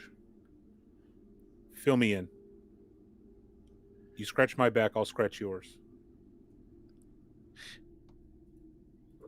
Detective, if I have anything actionable, I would feel compelled, ethically, to inform law enforcement. and I will keep your card at the top of, as he clips it into his old-fashioned legal pad holder. I will keep this close at hand. Fair enough. Guillermo will back off just a few feet and just observe, watch what everything Quan's doing, looking at what he's looking at, trying to get to the bottom of it, because there's something going on. This guy isn't here for no reason. I see that age has taught Guillermo wisdom. Shriver, what is your aim with this conversation with Libby? Oh, that was the aim. Just to disrupt? But I imagine he has read enough of her stuff. If she wanted to turn the conversation in a more fruitful direction, he wouldn't have walked away yet.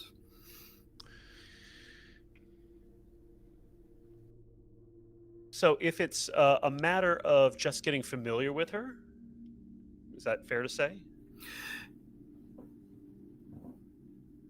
In tone and intention, he was going in to speak for people who were being left out of the story as far as he could see it. He reads, he follows patterns, and he's frustrated by this missing out. I tell you what, let's turn this into a slightly mechanical situation. Why don't you make... You know what? I think we've established that you sort of put her on a little bit of a defensive. So why don't you make a manipulation roll at advantage? Nice.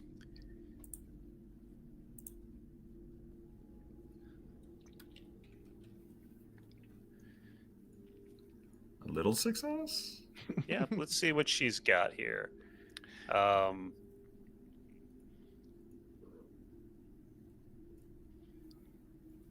So she is rolling her insight. And wow, no, I think your success is enough. I think you've rattled her. I find the best strategy at games is just roll better. Yes. I You cannot can buy argue my with book that. at Amazon.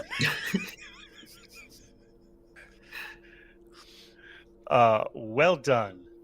So, yes, you have achieved your aim of... I think when you break this off, I think she is going to think back upon your conversation. I think you see that in her eyes. So Shu and Kai, as you move towards the grotto,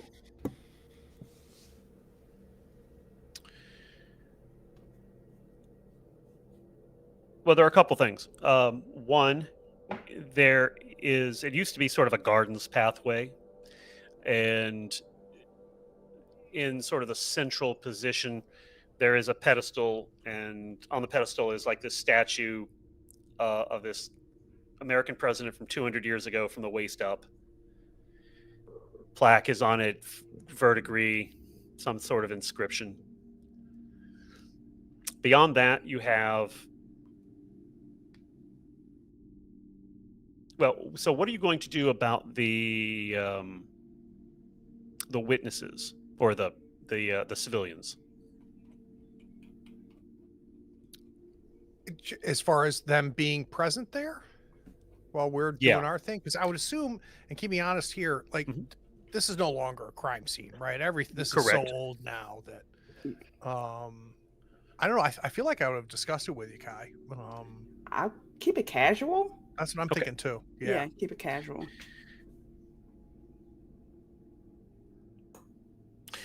So the city speaker can get away in plain sight. Kai, do you look like the classic Blade Runner cut? I want to say no, because I'm the fixer archetype. So true. I look a lot more clean cut.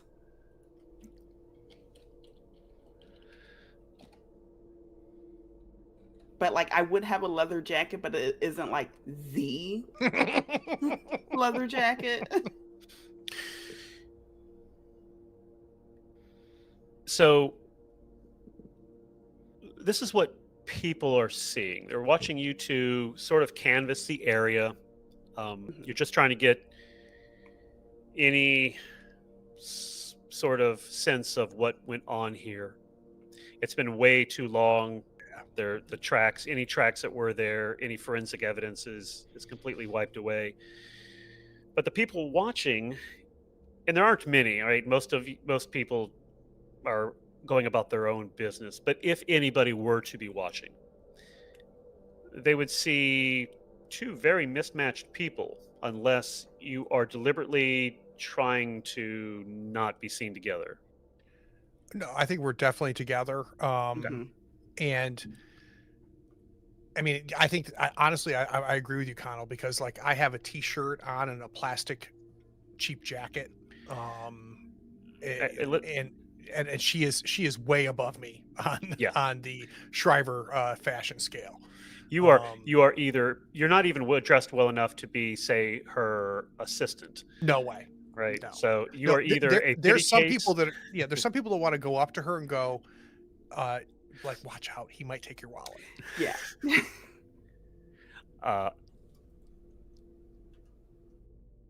So you don't see anything from the body's perspective, or from the aspect of trying to figure out anything about the body. You can't even really figure out from the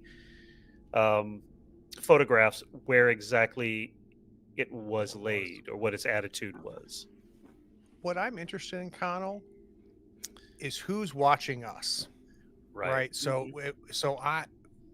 I really am hoping that Kai's being a little obvious.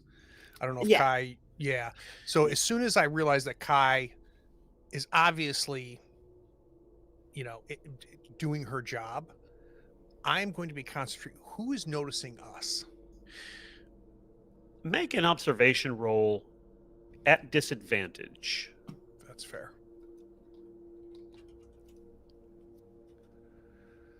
Nice try, Kai. There is somebody, and there is somebody probably because you've nailed it down, because every place else is out in the open. And the only place for somebody to really be, I mean, even the trees, you couldn't get into the trees because they're sort of meshed off. It leaves the grotto. This person leaves the grotto?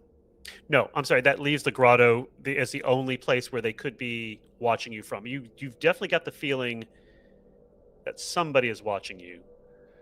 You just can't really nail them down, their position, So if it's okay, Kai, I'm going to kind of grab your elbow and like point down at the ground, like I'm pointing something out to you. Mm-hmm. But what I'm saying to you is someone's noticing us up at the grotto. Kind of do your thing. And I'll scream like a teenage boy if I need you. All right. So let's transition back real quick to the presser. Holden actually catches your eyes and he motions you over. He's speaking with Joshi. A rather heated exchange by the looks of it. But yeah,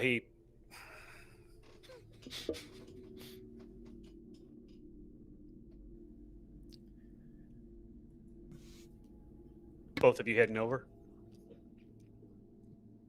Boss calls, right? Yes. When you get close enough to hear, Holden and Joshi are definitely trying to keep it low, but they're Joshi. We'll get to her description another time, but Joshi is sort of this very stern-faced, by the not by the book, but very sort of law and order, with heavy emphasis on the order portion of that. And you get close enough to hear her part of the conversation as it's winding down. That was always your problem, David. We live on a wall that separates kind. Tell either side there's no wall, you bought yourself a war. And then she looks over and sees you all approach. We built it on a swamp. She gives him a look, and then she begins to walk in your direction and past you. Nice words. Just think of them. As she passes you, she gives you both a little look. Keep him in my back pocket. So you approach Holden, and he draws your attention to Jell Schuyler. Look, you two, go get Schuyler to tone it down before we have a general melee on our hands. Only a college boy like Holden would use the word melee, by the way. And Schuyler's that human first person, right?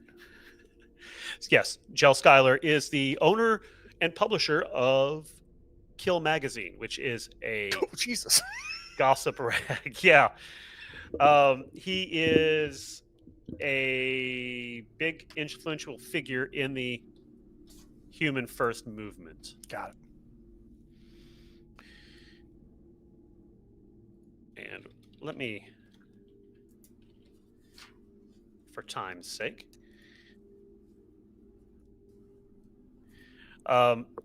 assuming that both of you do go ahead and try to take this, talk Jell into taking it down a little bit. Is that right? Yeah, sure. So, Jell Schuyler had the look of a fruit long past its prime, skin taut and yellowing over flesh turned soft and sickly beneath. Still, he wore his rot comfortably for a man whose soul had been curdled from years of gorging on humanity's filth. The scandals, the conspiracies, the backroom deals, they were his junk, leaving behind a hollow where most men keep their souls. The crowd is riled up, and Jell Schuyler is going on some screed about, well, I don't know, whatever it is today. Skin jobs are stealing our wages, or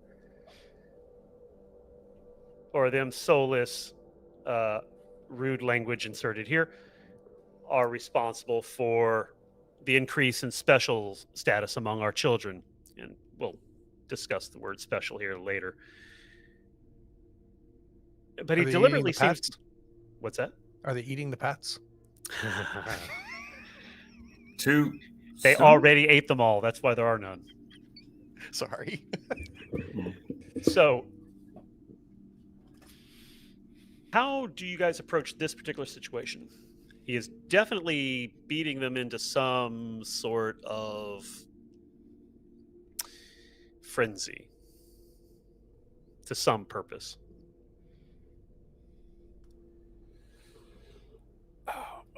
I think first things first, I'm just going to try to get in his face and get him to reason with me, and focus on me as opposed to the crowd. Okay. He spares you a look like, who are you? And then he actually recognizes you. So you are the senior veteran on the force. Make us a manipulation roll. Uh-oh. And while you do that... This is where I fail. So you hear that the police commissioner, Leonora Kozlowski, approaches the podium. Hers is a voice that sounds hollow and tinny over a PA, right? You can only catch snippets of her speech while you're going back and forth with Jell.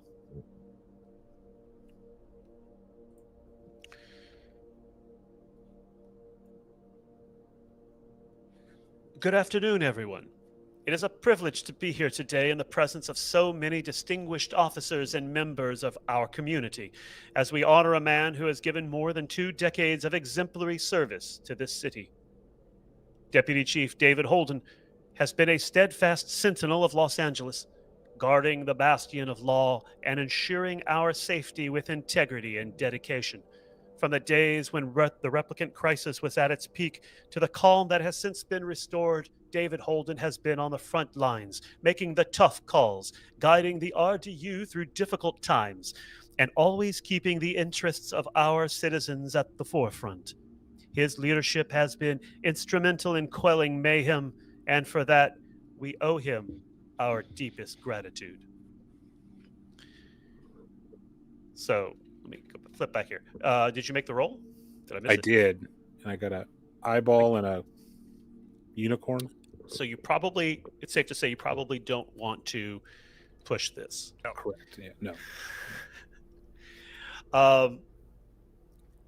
So I think what this is telling us is that you have somewhat disrupted him. He seems to have been waiting for some sort of cue, and seeing his reaction after Kozlowski starts talking, you think you know what that cue is.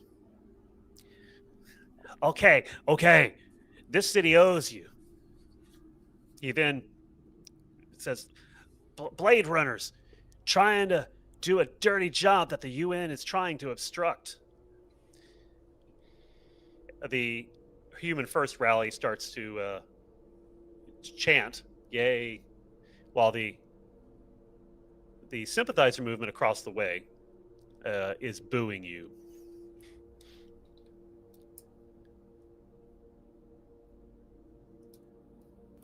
While Guillermo is speaking with the leader, I want to scan the crowd and spot the ringers.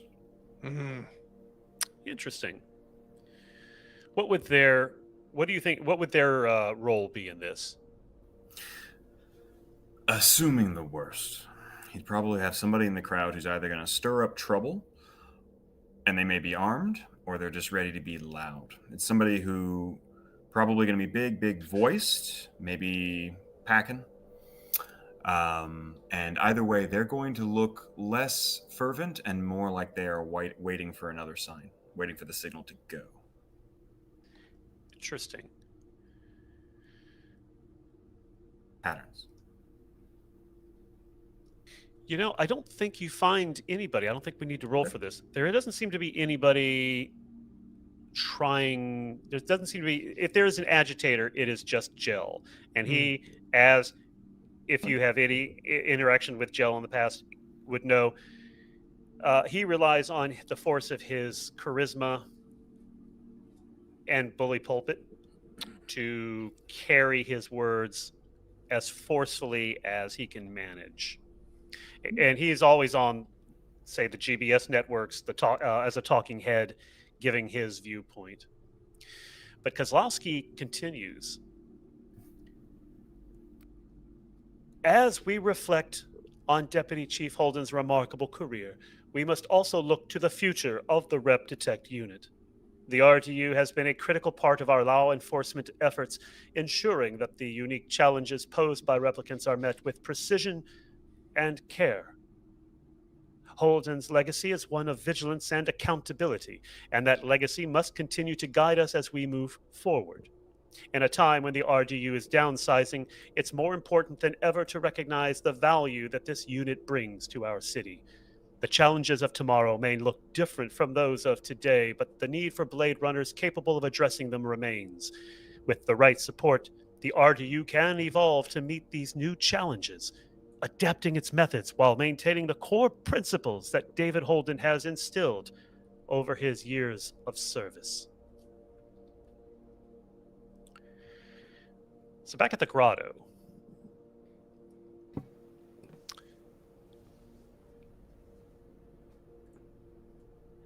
What's the plan? Okay. Plan? Question mark. So what I'm doing is I'm peeling off Connell, and in my mind, Kai is more obvious than I am, but I'm obviously approached with her, and this is a dead scene. So I just want to know if anybody is noticing us. So is there anybody? I'm sure we're turning some heads, but I want to know if I can identify somebody who is very interested in the fact that we showed up. Go ahead, Kai. I would like to help Shu with that by not outwardly making a bigger deal in my movements and my motions, but if it's like being someone that's like, oh, first glance is like, okay, that's just someone looking around and keep going on with their day, but trying to draw the eye of someone that has more of an interest than like that first or second glance. Does that make sense? Yeah. I think if you want more, I think you're going to have to go down into the grotto. Okay. I think you're at that point where Okay. if you've ruled out pretty much everybody else, okay, we know what those two kids are doing. We know why they're here. And that leaves probably the place that you were hoping you wouldn't have to go, because it is a little dark and shrouded. Is it possible for me, Connell? I'm sorry, Kai, go ahead. I want to say we should separate in this case. I agree. And what I'm wondering, is it possible for me, again, to watch for eyes on Kai and still keep eyes on Kai, right? I don't want to lose track of her in this situation, but until either or both of you go into the grotto, it's an open space. It's you can't really lose each other. Okay, yeah. So as long as I can keep eyes on Kai, I want to know if I'm the only one watching her. Okay, so Kai is the one going down into the grotto? Yeah.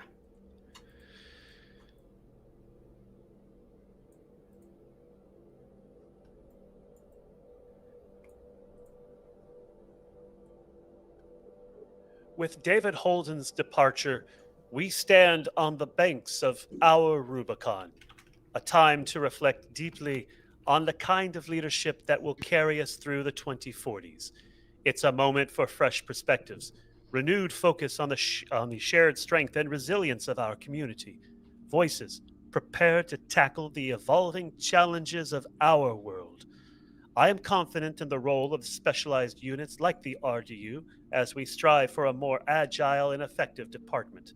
As we honor David Holden's service, we also commit to building a future that ensures security and progress for all Angelinos. Kai, as you begin to descend into the grotto, you have a tack light, right? You've got it out, and you're scanning, and an old lady shoots out, startling you. I mean, you knew someone was down here, but it just boom, like a whip pan. And she scuttles past you, and once you identify her, Shu, you see the lady scurry past. You shine your light further down the grotto, and I would need you to make a connections roll. A connections roll. Actually, and make it at advantage because you read the file. Guillermo and that's a fail. I'm gonna push that though. So. Oh, what? Hang on. Let's have a little suspense. So you can push it again though. As a replicant, you get 2 pushes. Oh, that's so right. Guillermo and Shriver.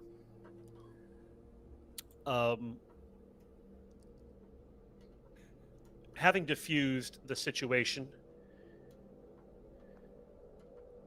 and you're now able to catch, because you've only been really getting snippets of Kozlowski's speech. How is it hitting you? Because she's sort of sending 2 messages. It's a little double speak, you think, but how are you receiving her message?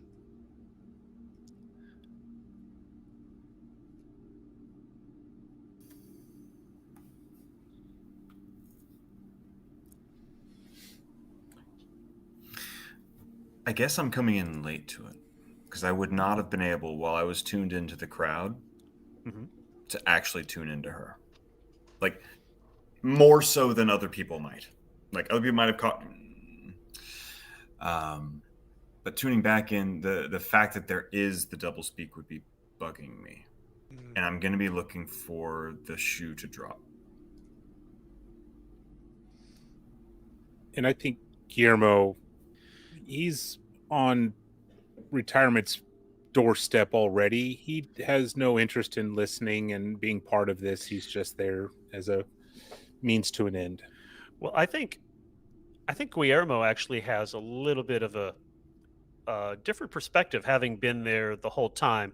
You saw Kozlowski take over as police commissioner, and you've seen what she's tried to do. And to her credit, she has said that it was unsustainable and they need to make changes. And as far as the replicant detect unit goes, I don't know. Zula, for her part, is definitely trying to eliminate as many of the Nexus 8s as she can. And you happen to know that there is a bit of a state of detente between the replicant underground and the LA now by unofficial policy. And you don't have any proof that it's come down from Kozlowski.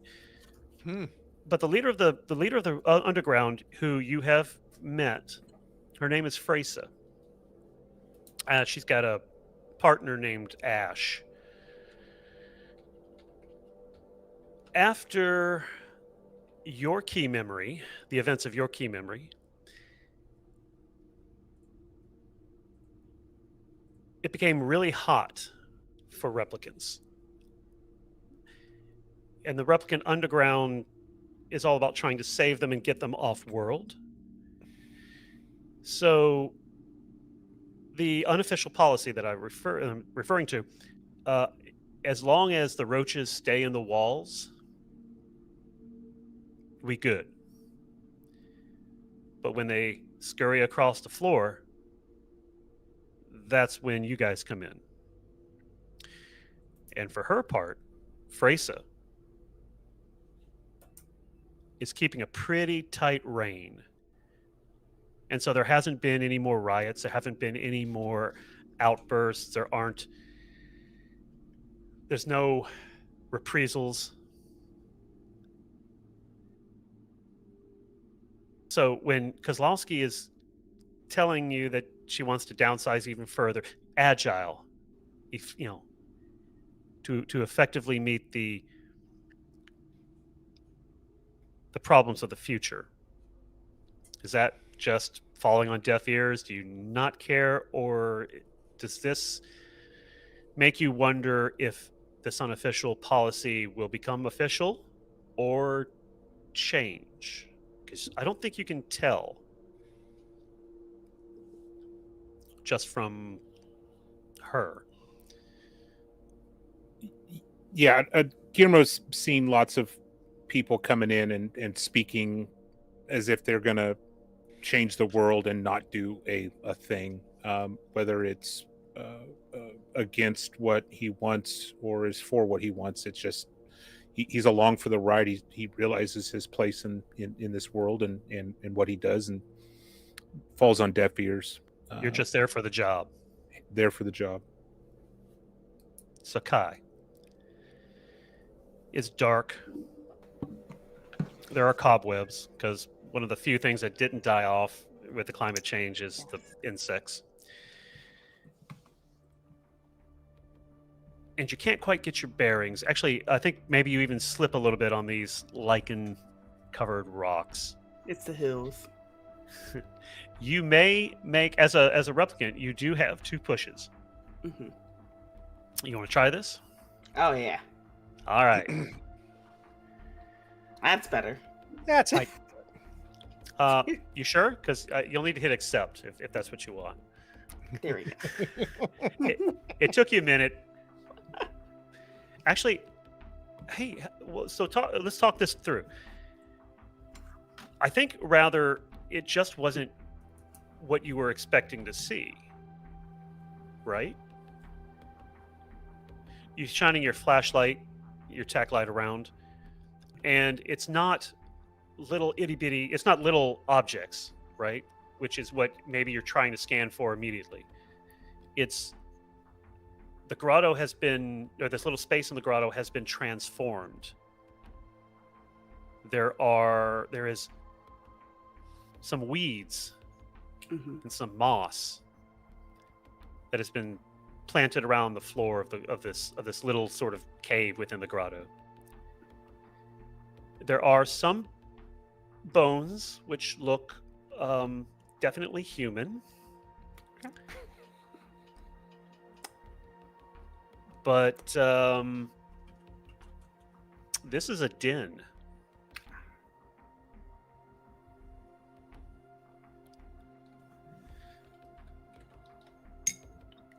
You gonna call Shu in?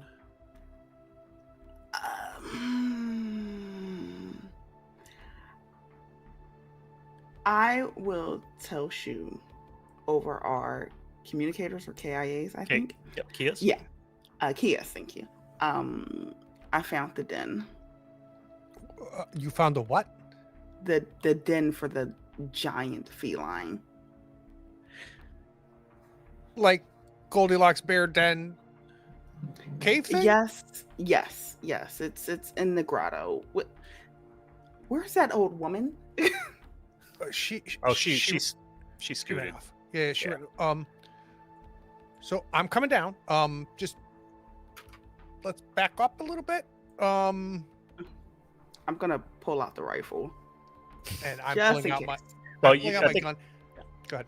no, that's it. Go ahead. Continue, I'm please. pulling out my gun. I'm trying to sound calm and under control, but you can hear me panting because I'm running.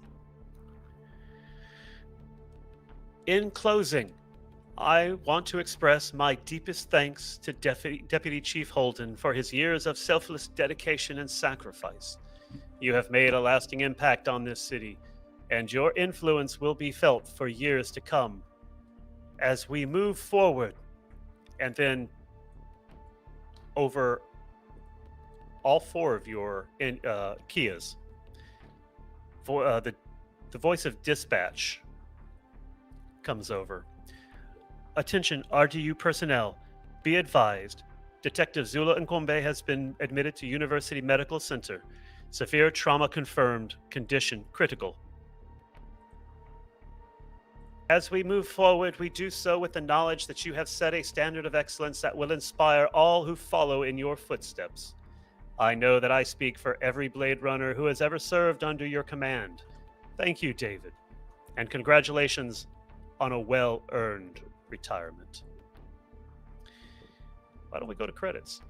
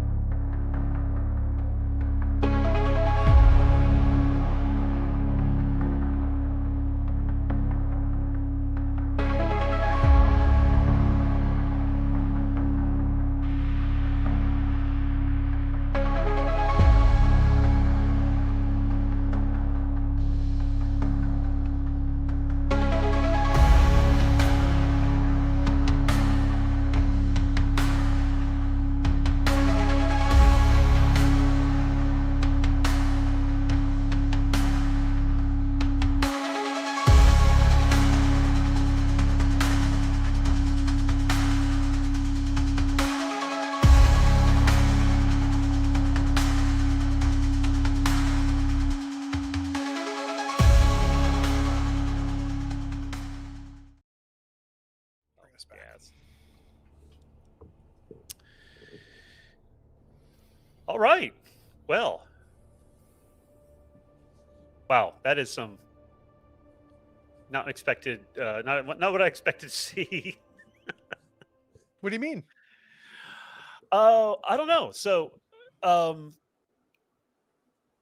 before we go to stars and wishes, I just wanted to let me. Was the speech too much? Because it seems like I lost you there. No, we're good, man. We're good. Yeah. No. No notes. Keep going. All right. Well, no. So let's go to stars and wishes. I don't want to start with Craig. We always start with Craig. I want to start with Jesse because that's really what people want to hear from. Yeah, That's what the people want. Yeah. At this Jesse. point, it's going to be a one-on-one Blade Runner, like from Yeah. episodes. Or chop liver. Yeah. So Jesse, Ty and I get killed by a tiger. Yeah. Stars wishes. I've got to investigate all the murders because everyone else is dead. Yes. So what landed for you most? What and what moment really from the four of you felt like that moment? Oh, the killer twist goes to Guillermo. Yes. I'm not going to kill that. We're all like, wait, no, this is the what? thing you do now. One job. So yeah, that was awesome, and leaves so much like, okay, something is there. That's such a great lead for a story. The Blade Runner that doesn't want to do the kill himself. It's like, okay, cool. I want to know what's going on there. Awesome. And wishes. Wishes. I still need to get sunk a bit further into the world. There's a lot here. And so I look forward to when we are, as a cast and as an audience, fluent with all the names. But that's the first episode of any complex show. There's a lot flying, and you got to have some notes. So that's okay. You know, part of me writing these descriptions for the characters, because normally I would have actual character art portraits, but part of it is I was hoping that by reading it, it would sort of reinforce each of the characters as you hear it in your voice or your castmate's voice, and that would sort of make it stick a little better. Is that working at all, or is it? I think that. Oh, go ahead. I think it's a nice turn. Yes. It lets us all be part of the narration. I find it so emphasizing the noir genre. That's what I love, right? Because the noir genre is the inner dialogue of the observer, and we see that over and over and over again. And I don't think I ever would have thought of replicating it this way, but it worked for me. Can we get like some like slow play jazz every time we do a read? Nick, first of all, everyone knows I worship at the altar of Nick. You have done such great work in the past, and you did not disappoint. Oh, I didn't know. Thank you. Much love. You're the star of this freaking show. The work you put into this was phenomenal. Oh my God. So thank you. Got stars and wishes. Stars and wishes. Well, now that the fanboy segment is over. No. I appreciate it and much love. So thank you. Shadika and Craig, with your two characters, Kai and Shu, I just love the dialogue and I thought you guys did a great job and really dove into the start of our party and when we eventually get together and starting to form kind of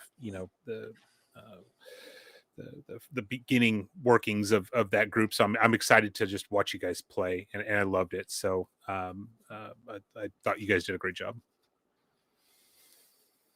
And then as far as wish, it's not necessarily, I know we're going to get there. It's bringing us all together so we can start interacting with each other. I'm super excited for that.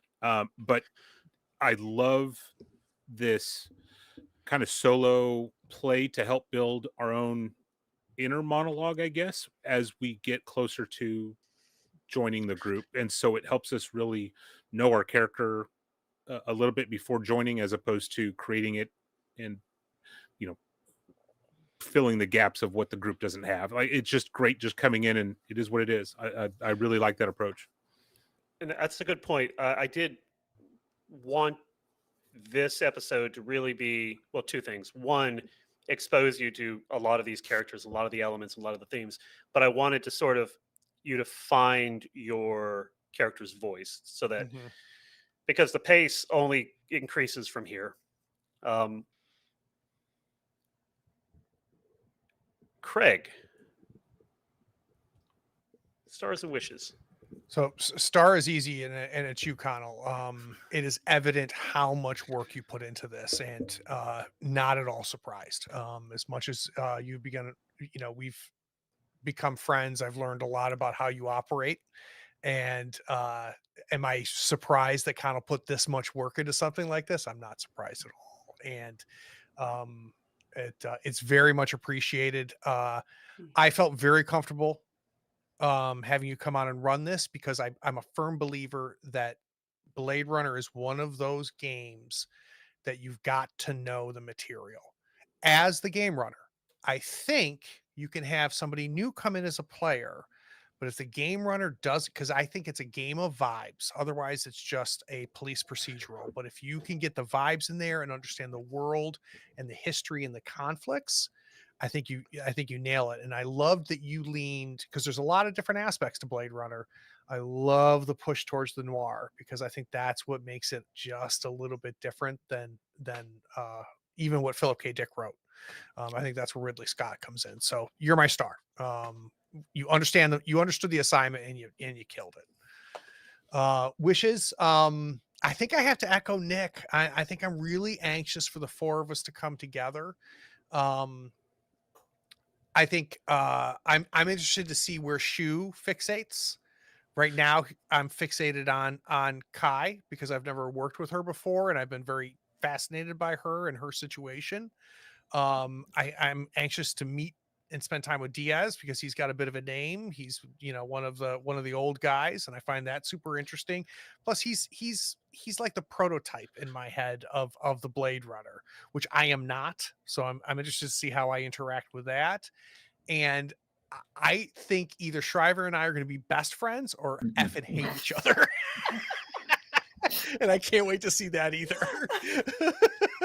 And I think there'll be mutual respect and admiration in the hate if that's where we end up, which is exciting. I was thinking the same thing. He's like, these two are gonna, yeah. Well, what's great is like you're really good at what you do. I'm really good at what I do. We are not good at what each other does, and I think it'll be interesting to identify that. So I echo Nick. So I think this was a very structured episode because I wanted to make sure that I sort of because I did feel strongly that everybody should start more or less, two on their own and two sort of thrown together to see what sort of dynamic they were going to forge. It was sort of a little bit more structured and a little bit more writing, which you will not probably see for most of the rest of the run. Because I think very quickly you will become a task force yourselves. So very quickly. So I think for your and Nick's wish, look for next episode. Cool. Love it. Cool. Very excited. Dika, much like Nick, it is so good to see you. Have you in one of my games? It's so awesome. For those who haven't seen Fear itself, which had Nick and Dika both, is I think among the best actual play content I've ever seen. It is just absolutely wonderful. So now that I've put you on the spot, Right. stars and wishes. Gosh, makes me want to throw up. First and foremost, great job, Connell. You did amazing. It's exciting. I am very new to Blade Runner, so I am the newest player. So I appreciate legitimately all of the lore and background information that you have shared. So may I ask real quick, because you guys keep bringing this up, was it too much? Was it just the right amount that you needed to? It was good. Okay. So it wasn't like, because my goal also was to have no exposition at all, that everything would come out as natural as character interactions and reading reports and whatnot. So Yeah. I'm so sorry. Continue. So thank you for that. Stars. I'm gonna give it to Jesse and his interaction at the retirement, because that was unexpected, but honestly quite awesome. So I always appreciate that. It wasn't where I thought it was going to go, and when it went there, it was like, okay, this is great. wishes. Unfortunately, I gotta echo almost everyone else, but I'm excited to see how we all kind of clash, but also work together as a task force. Like, so I'm excited to see where we go from here. Same. Yeah, I have to say everybody surprised me. I think everybody gets my star because of that. Is that I didn't expect Nick to. Okay, here you go, officer. Take him. and because Jesse, we kept Shriver so sort of nebulous in the beginning to work him out here. I had no idea which direction you were going to take him, and I find that I don't know. I don't know what Guillermo's going to do now because he completely upset my expectations there. But I don't know what Shriver will do from moment to moment, and that is exciting. Mm-hmm.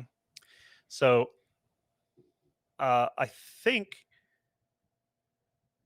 you get my star for this this chapter. For just a truly enigmatic character that I'm interested to see where you take him. Appreciate that. That's awesome. You guys have been up in doing great shows, great bits. For yourself, other shows going on. So I feel like I'm coming in from the cold because I have not been RPGing in a while. So sorry, guys, I'm going to be a little bit odd at times because I'm trying to work it back up. But I got to say, throwing to you, I went and I spoke with Libby Esposito, and I was going to talk to her about one thing. And I swear you just right line shifted the topic and made it about fashion. And now we were talking fashion. So like that moment was a combination of us. And you threw me a gift and I'm like, well, fashion it is. Let's go. So awesome. I'm here for you. That was fun. But so revealing from a character's perspective. So hats off on both of you on that one to pick up on it. Look for more of that. That's pretty much the rest of the scenario of the story. Fashion? Yeah. Yeah. That never. So you can always tell a lot about a culture by its fashion. Fashion is all about technology, the advance of technology. Okay, so Craig, what we got coming up? We got all kinds of stuff coming up. So we're going to be doing character creation for Sentinels. If you did not see the world building for Sentinels comics, you need to go check it out. That's where you get more Deka, which everybody wants more Deka. And then we've got December 9th. We are back another Monday night for some more Blade Runner. We've got Shiver Gothic going on. If you again want to see Deka and I play some more, there's always a lot of exciting things going on. Follow on the socials, Patreon, blah, blah, blah. But we'll see everybody soon.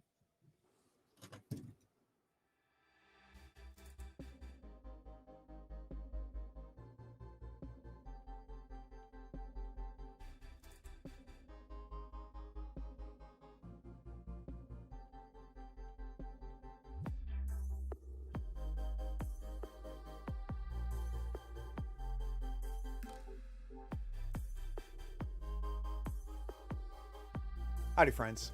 Thank you for watching. All our content is archived and organized in playlists on the Third Floor Wars YouTube channel. Check it out.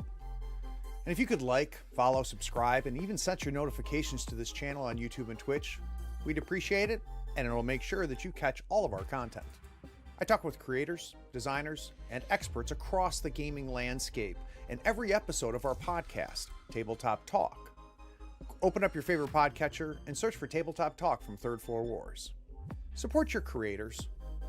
They make the content you love, and it's your support that makes it happen.